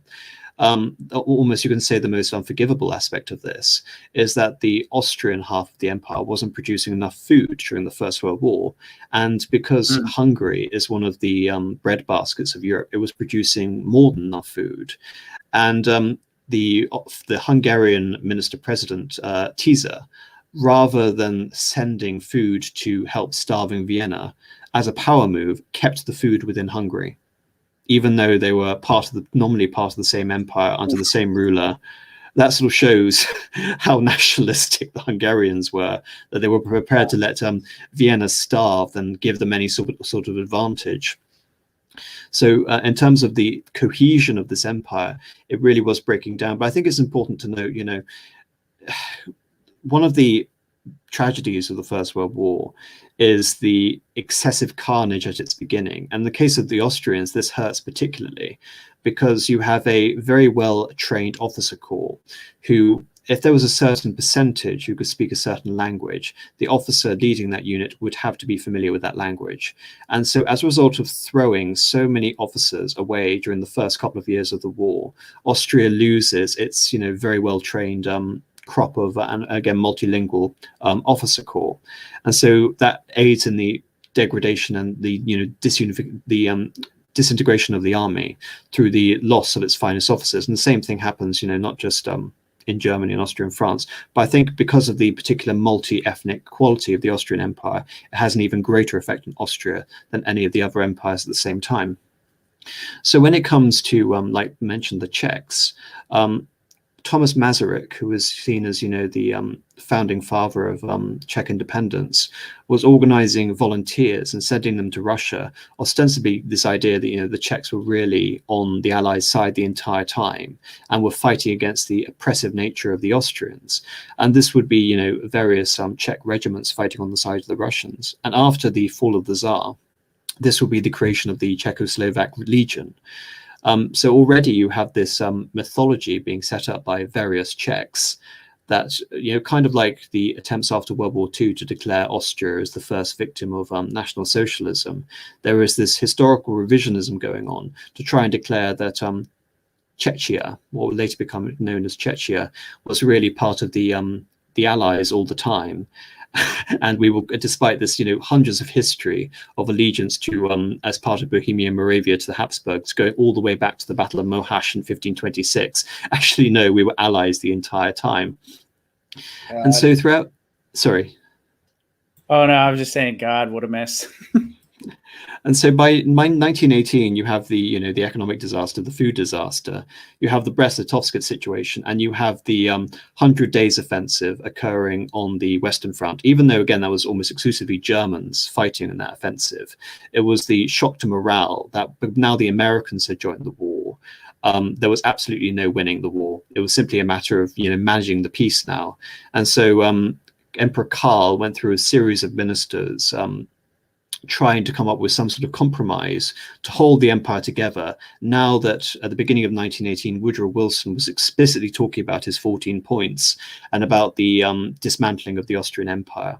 So by October the 16th of 1918, he writes this famous manifesto, basically promising to, in other words, create a commonwealth of all the nationalities within the Austrian Empire. Kind of like, the dominions of, Canada and Australia, etc., where there would essentially be no sort of imperial oversight, and they would basically, be totally self-governing. One of the effects of this also was that Karl had been very hasty in crowning himself King of Hungary, and that was basically seen as a legitimation of the Ausgleich. So his actual influence in terms of being able to reform Hungary itself was virtually minimal. So Hungary was removed from this equation. The effect of this, though, rather than uniting the empire around the emperor, it was basically to confirm the existence of these new national blocks and alternative, again, power structures within the empire, which could basically vie with the Allies on their own terms. So on I think it's the 27th of October, the Czechs declare independence. On the 31st of October, the Hungarians basically secede from the Austro-Hungarian Empire. And that's basically the end of the Austro-Hungarian Empire on the 31st of October 1918. But there is still a rump. The emperor still controls parts of Slovenia, Croatia, still parts of Bohemia and Moravia, which aren't controlled by the Czechs, and most of the core sort of German territory around Austria itself. But even so, the army gives up against the Italians, and so on the 11th of November, 2 days after the Kaiser goes into exile, the Minister-President advises Karl to declare basically a suspension of any sort of interference in political affairs. This isn't a resignation or abdication, to put it plainly.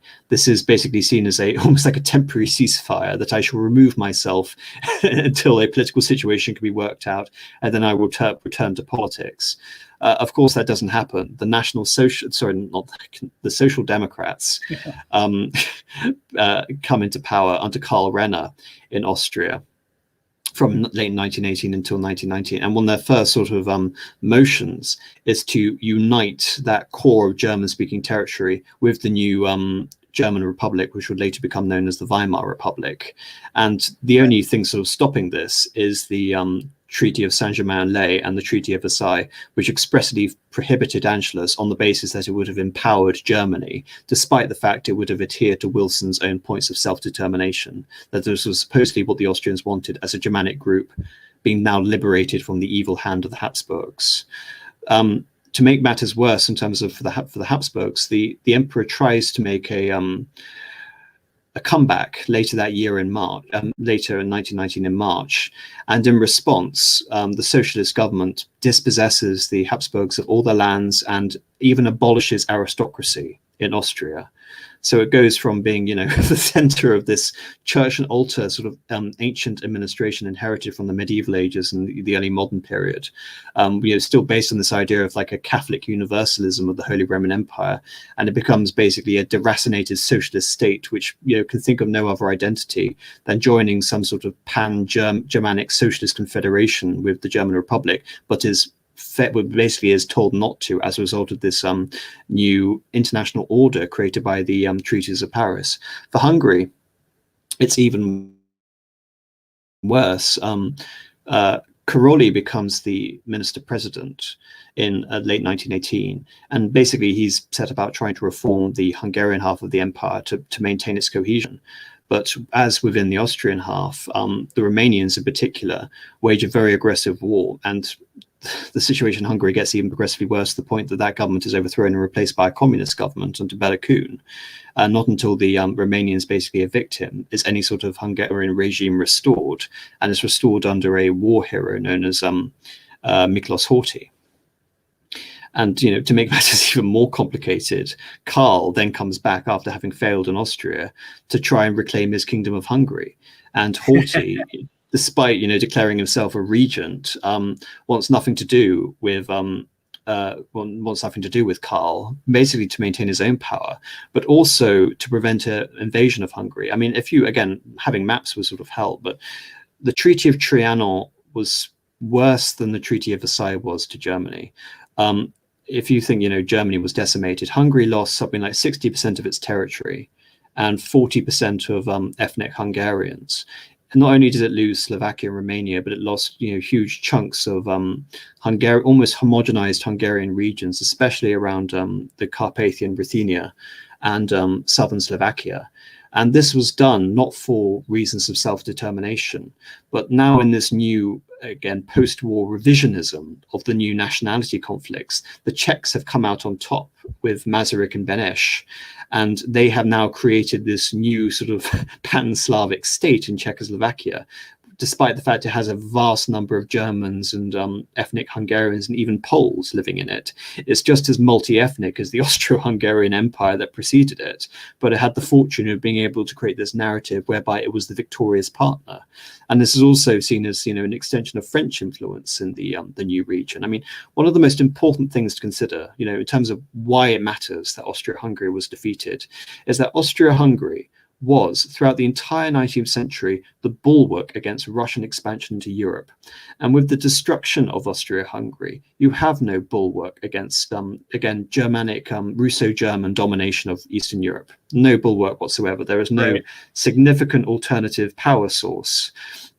And so the French, desperate to try and create this alternative power source, contrived this alliance between the three victorious partners. And again, when I say victorious in the case of Czech, very much revisionism. Romania, of course, had been on the Allies, so had Serbia. Romania gains massive amounts of territory at the expense of both, the Soviet Union and Bulgaria and the Kingdom of Hungary.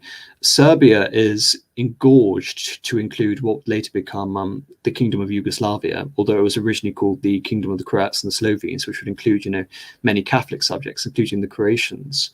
And right in the middle of this, you have a tiny little Hungary and again, a massive Czechoslovakia, which expands with all the lands of St. Wenceslaus, Slovakia, and territorially connects through the Carpathian Ruthenia to Romania. So it basically forms a circle, which is a source of French power and influence within the region to act as that buffer which Austria-Hungary previously was, with a tiny Austria-Hungary in the middle, basically completely, dispossessed of all their historical territory and most of their populations. It's incredible. I can almost think of no other comparison in which there was such a radical anti-historical sort of effect of a treaty as the Treaty of Saint-Germain-en-Laye and the Treaty of Trianon. I mean, they were really destroying a system of power in Europe that had existed for 400 years. Yeah. No, definitely. I mean, that's when you spell it all out like that. Like, I mean, we all know, of course, that after World War One, the Austro-Hungarian Empire was dismembered. But yeah, I mean, there are very few, I think, instances in history where the defeated side was so radically dismembered as that in in modern times, especially. And the thing that you mentioned, which I think a lot of people overlook, is that the existence of Austro-Hungary as an empire within sort of straddling Central and Eastern Europe was sort of the check in the region on both German or Russian ambitions to a certain extent. So they could sort of act as the role of kingmaker in any contest, in any potential contest between the two, so that in the event of hostility between either two powers, they would have to sort of take Austria-Hungary into consideration as to their interests and sort of what side they would fall on in the event of potential hostilities. And also it acted as again a big buffer, a unified buffer for France and all these other countries sort of in the lower Balkans against Russian aggression. And as we would see in World War II, when it's all said and done, most of the lands that were under the auspices of the Austro-Hungarian Empire would fall within the Soviet orbit. So it's just interesting to think about what might have been had the Austro-Hungarian Empire sort of preserved itself in some form or another into the future, how that would sort of affect the outcome, or the maybe the non-outcome of World War II going in the future. It's just it's alternative history, but yeah. In terms of like the designs for Austria-Hungary, had it won the war, had it not been defeated, there were like, I don't know, little in terms of like grand territorial expansion. As I mentioned, you couldn't really expand the Austro-Hungarian Empire because of the tenuous nature of all the little sort of ethnic relations and power play, that any expansion would have been seen as mitigating the power of a certain group. The Hungarians were very insistent upon this point, that any expansion of the empire would have resulted in a diminution of their own position, which was so important that they maintain that position as the dominant ethnic group. And like I said, this idea of creating like an expanded Poland under the rule of the Habsburgs, it would have just benefited the Habsburgs and undermined the Hungarians. Creating an Austrian like client state or annexing parts of Serbia, no, that would just empower the Slavs and maybe inflame the tensions of the Slovaks against us. Oh no, we can't expand into Ukraine. The Polish group in Galicia doesn't want that, because then we'll lose our control over the Ruthenians in Galicia and Lodomeria. So I can't actually see how the empire, even had it won the war, could have expanded. It would have perhaps definitely expanded its influence into the Balkans, using Bosnia Herzegovina, possibly a smaller Romania turned into a client state, and Bulgaria obviously being an ally, would have been the central dominating economic power and military power in the Balkans. But it wouldn't have expanded territorially. In terms of like Balkan land transfers, it would have been the Bulgarians amassing massive amounts of territory at the expense of Serbia, and possibly a bit at the expense of Romania. The biggest, even Germany, I think it's important to note that Germany, many of the proposals put forward for land acquisition were very modest, especially when we compare it to World War II. There's no comparison really. The socialists in the parliament obviously wanted a peace without annexations, and so when we see like the manifestation of German peace in the east, especially because we actually have an end to the war on one front, if not the other, which is the Treaty of Brest-Litovsk. The Germans favoured, modest expansion in what would become Ober-Ost, which would be regions in the Kurland and Lithuania and parts of Poland.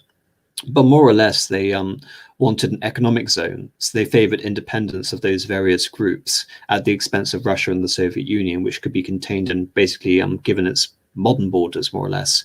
Most of the expansion for the Germans was at the expense of Belgium, and that was done principally for strategic regions, so that Germany could have access to the Channel and therefore always have some sort of Damocles at the heart of London, to prevent them ever intervening in a war again.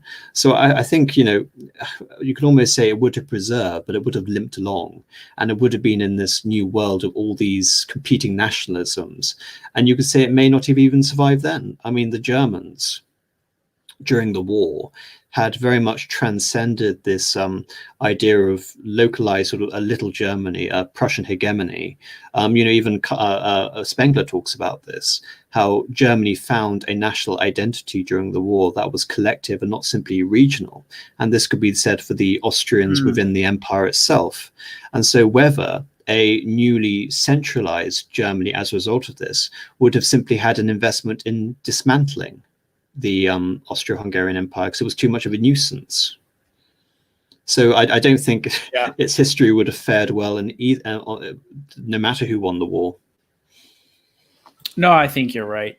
It was clearly in Germany's interest as well to sort of not have them as sort of a potential roadblock to what they would like to do.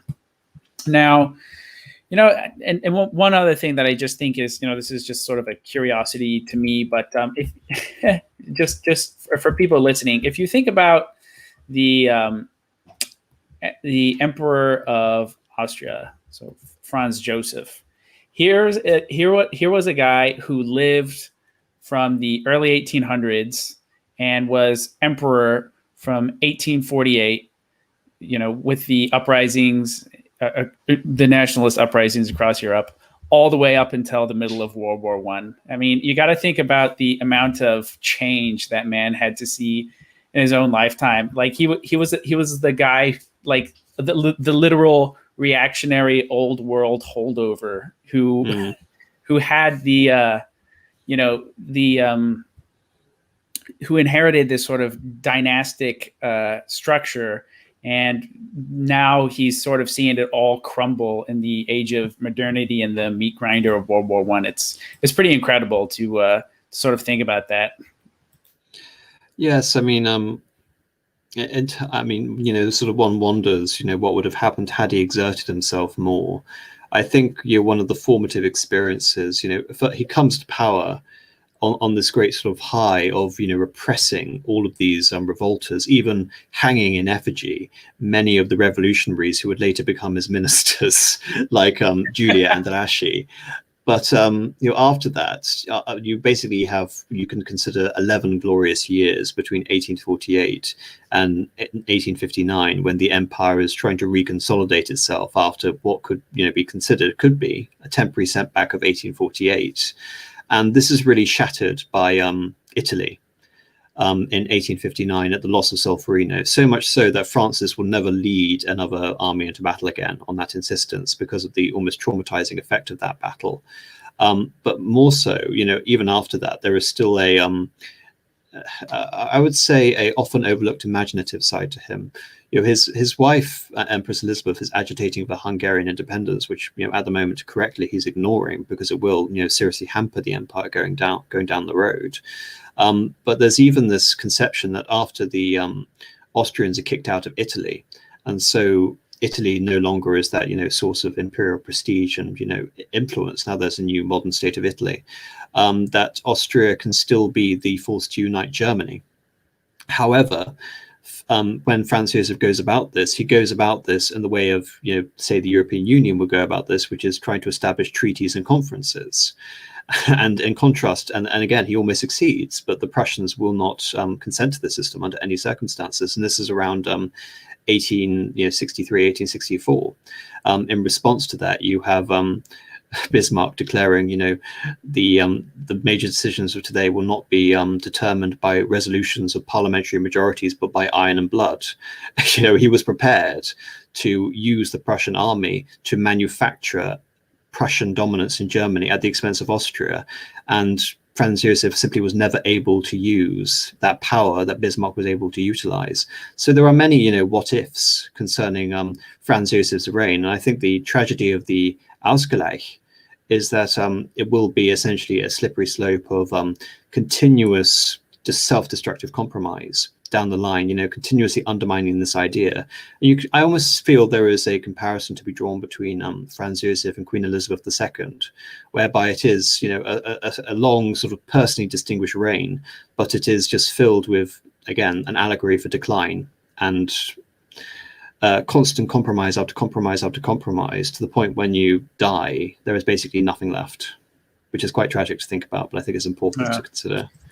So do you believe, I guess now that we've sort of gone over the whole history, we'll just sort of tie up here with just some housekeeping stuff, and sort of the big sort of final questions. So my question for you is, to what extent do you think Austria could have sort of prevented this? Like, was it basically their Christian kindness or unwillingness to sort of, kind of stomp on head, employ stomp on head repression tactics? Or do you just believe that, exercising sort of more authority would have been able to perpetuate it? Or do you see Austria as kind of a doomed project in the post-revolutionary age? I don't see it as a doomed project. Rather, I consider it to be a more successful variation on the preservation of a reactionary political system. I mentioned this on my stream on Age of Metternich, where my hypothesis essentially was that Metternich was trying to create a expressly anti-French revolutionary universalism that would contain and destroy leftism forever. However, it relied on a multipolar political order. And so all it took, and by that I mean, of course, France, the Holy League, France, Prussia, Great Britain, Russia, and Austria. And all it took was for some of those other poles to subvert that idea, to subvert that commitment to anti-French Revolution universalism, to destroy it. The first one was Britain, when it prioritized international trade over crushing revolutions. Then it was France by becoming a center of revolution itself. Then it was Russia by wanting to basically follow along with its ancient desired, imperial ambitions against Russia. And then finally, it was Prussia by subverting the idea of German unification to utilize it and use it to expand its own power at the expense of Austria. So what you see in all of those countries is that Austria is true to the idea, you can say, almost, until the end, until 1867. When it is 1866, 1867, when it is forced to become something new, something which is fundamentally against its, historical trajectory. Austria begins as the, from the reign of Frederick III onwards, as the imperial center of Europe. And it remains the imperial center of Europe until 1866.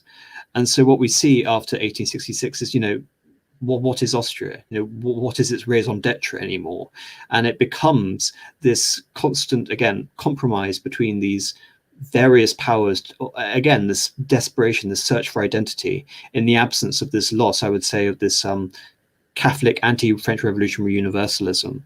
So I don't think it's that it was inevitable after the French Revolution. Really, I feel that Austria, as the great tragedy of Europe throughout the 19th century, Austria has been betrayed on all fronts.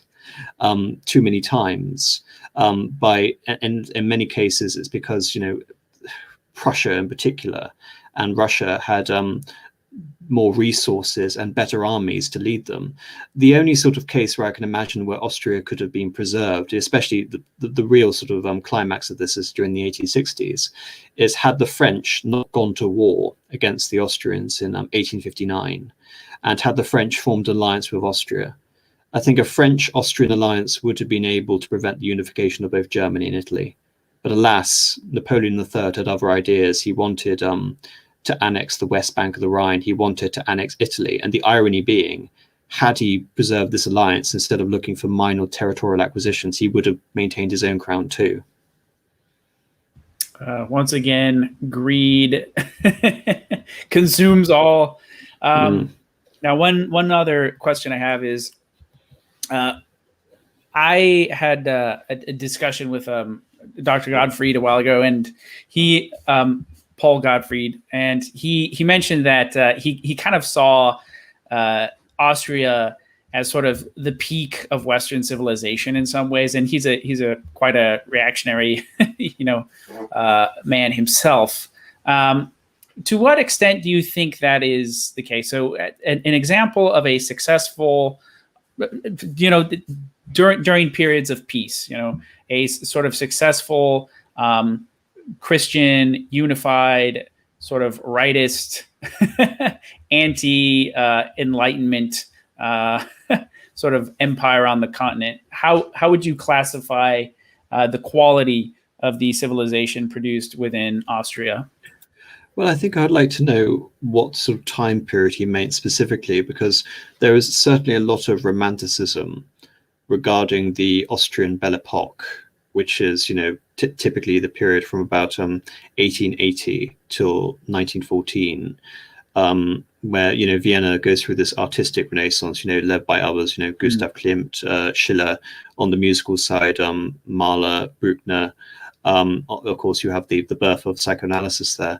But I think within that, you also have this revolutionary undercurrent, people like, Trotsky frequenting the Café Central in Vienna. I think there is something, I would say, morbid and bizarre about the last sort of phase of the Austrian Empire, how it is this, at once, it is this, again, this you could almost say that Vienna itself, after the Ringstrasse and constructing the Reichsrat building in particular, it's just this sort of strange, I would say, twilight, representing its decline. If you want to sort of look at what I would sort of consider the pinnacle of 19th century sort of civilization, where I think Austria, from a reactionary point of view, had hope.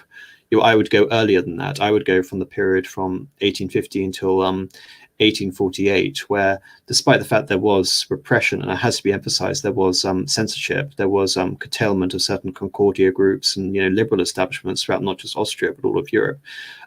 There was massive economic growth during that period, and there was more or less sort of massive stability, and, like I said, the preservation of the system. But I think the tragic thing about looking at Austria is that always there is subversion, and there is this undermining of this this European civilization. But again, I think I would like to know where Gottfried is coming from in particular, so I can really analyze that, because I'm speaking very much in generalities. Right. So what, I guess, sort of my final question to you, what effect do you think nationalism and post-revolutionary ideas had on the collapse of the Austrian Empire? And do you think it could have, and how do you think it could have been saved, if possible? Like I said, in terms of how it could be saved, I think I mentioned the age of Metternich for one was one attempt. I mentioned the potential alliance between Franz Josef and Napoleon III. In terms of its later history, because again, I mentioned this on my own videos if anyone wants to check them out. I'm very much one for advocating that sovereignty and the battle of ideas is a fundamental driver in history.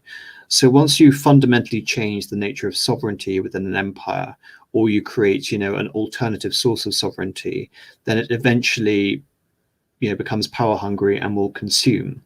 And this is essentially what happened in Austria-Hungary. The Kaiser, or the Emperor Franz Josef, will never formally relinquish that sovereignty. Nevertheless, especially with the Manifesto of Karl on October the 16th, 1918, we constantly have these deferential moves towards a new center of sovereignty, which is ethnos, which is, built upon the national ethnic community. And this, as we mentioned, is even spurred on by members of the royal family itself, such as Franz Ferdinand, in creating this new ethnically realized conception of a federal United States of Greater Austria. So I think after 1867, there was a profound loss of confidence in the ideas that had sustained the empire, and it cannot pretend to this, again, this high watermark of European civilization anymore, because it's been, again, forced out of its traditional raison d'etre, which is to be, the supreme source, not just European power, but also the height of European civilization. Instead, it becomes almost like an afterthought in foreign policy between considerations of the balance of power between Russia and Germany. And I do kind of feel that's fatal, that this period of 1867 to 1918 really is this twilight, because you have accepted this fundamental compromise, which is kind of like a Faustian pact for time, which will eventually kill the host. And that's ultimately what happened. I think the only remarkable thing is that Austria-Hungary was able to survive so long, especially during World War One. And I think that's a testament to the lingering ideas which has sustained it that entire time, and to the idea of Austria itself. And I think, obviously as an Austria historian, that it is one of the great tragedies of Europe that we no longer have this political system with us anymore. I think that's an excellent place to leave it off. I just had one comment, which was asking about good sources on this topic. Would you like to cite any, Apostolic Majesty? Yeah, I'll just go and look at my bookshelf and find some sources in English. Right. So I have here, just, for general reading, I have Robin Oakes, The Habsburg Monarchy, 1765 to 1918. I have Andrew Wheatcroft's The Habsburgs. I have Edward Crankshaw's The Fall of the House of Habsburg. If you want a book on World War I in particular, there's a very good book about the causes of World War I called The Sleepwalkers by Christopher Clark. There is also this book by Alexander Watson called The Ring of Steel, which considers World War I from Germany and Austria-Hungary's perspective. Just if you want an introduction, those are some good books. Also, if you are interested in the period after the collapse, John Toland is a very good historian to check out. Fantastic. I'm going to put a timestamp for when you give the sources. So anyone interested in reading more about Apostolic Majesty, what Apostolic Majesty has cited, those will be available in the timestamp. And also, he also has done an excellent stream, which I have just started a little bit earlier today, on Metternich, the area of Metternich in the Austrian Empire. So if you want to learn more, go check that out. Absolutely. And again, please go check out Apostolic Majesty's channel. Go subscribe to him. I see that he's getting close to 2,000 subs, so maybe we can help put him over the top. And if you have enjoyed this video, please like, share, comment, subscribe, and let me know if you enjoy this sort of stuff. And we could do more history talks in the future with perhaps him or other guests. I would love to do this. I myself have studied history, and I really do enjoy discussing these matters. So thank you very much, Apostolic Majesty, for coming on. It's been a pleasure. Did you enjoy yourself, sir? Yes, absolutely. Thank you very much for having me on. Hopefully I haven't bored the audience to tears. I do sympathize that it is quite a difficult topic to really grasp, and a tragedy that there hasn't been more attention, especially English language media, on this subject. I think one of the things that Austria, especially almost you can say German history and Ottoman history, suffers from is this something that Russia doesn't, which is this tragic endpoint with the extermination of the Romanovs, or part extermination of the Romanovs. But nevertheless, you can say that Karl's Götterdämmerung is just as tragic. This desperate attempt to hold on to his empire and then reclaim his throne in futile attempts. And then I didn't mention what happened to him. He'll die in relative poverty and exile in Madeira. But no, Madeira, that tiny island off Portugal. Yes. Dang. from such great heights. That's sad. Madeira. Every time I think of Madeira, that's where my my in-laws, one of their ancestors comes from, the island Madeira. So I didn't even know it was a thing until I was informed of it. And like, sure enough, it's a small island off Portugal. But yes. Oh, just some more books. I'm just again going through my bookshelf for broad overviews of the period. We have The Decline and Fall of the Habsburg Empire, 1815 to 1918 by Alan Sked. And there's this new book, which I haven't had the privilege to read yet, but I'm going to read it, which is Peter Judson's The Habsburg Empire, A New History. So again, like I said, luckily there has been a recent historiographical sort of revival of this period. I think it was sort of done in the wake of the centenary of World War I, but I think also the fact that Hungary politically and Austria are going in certain directions may cause an even greater interest in that period as well, especially coming from those two countries. Excellent.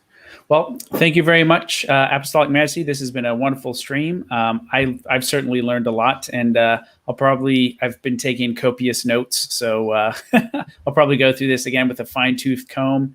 Thank you again, everybody, for tuning in, and I'll talk to you guys later. Have a good night.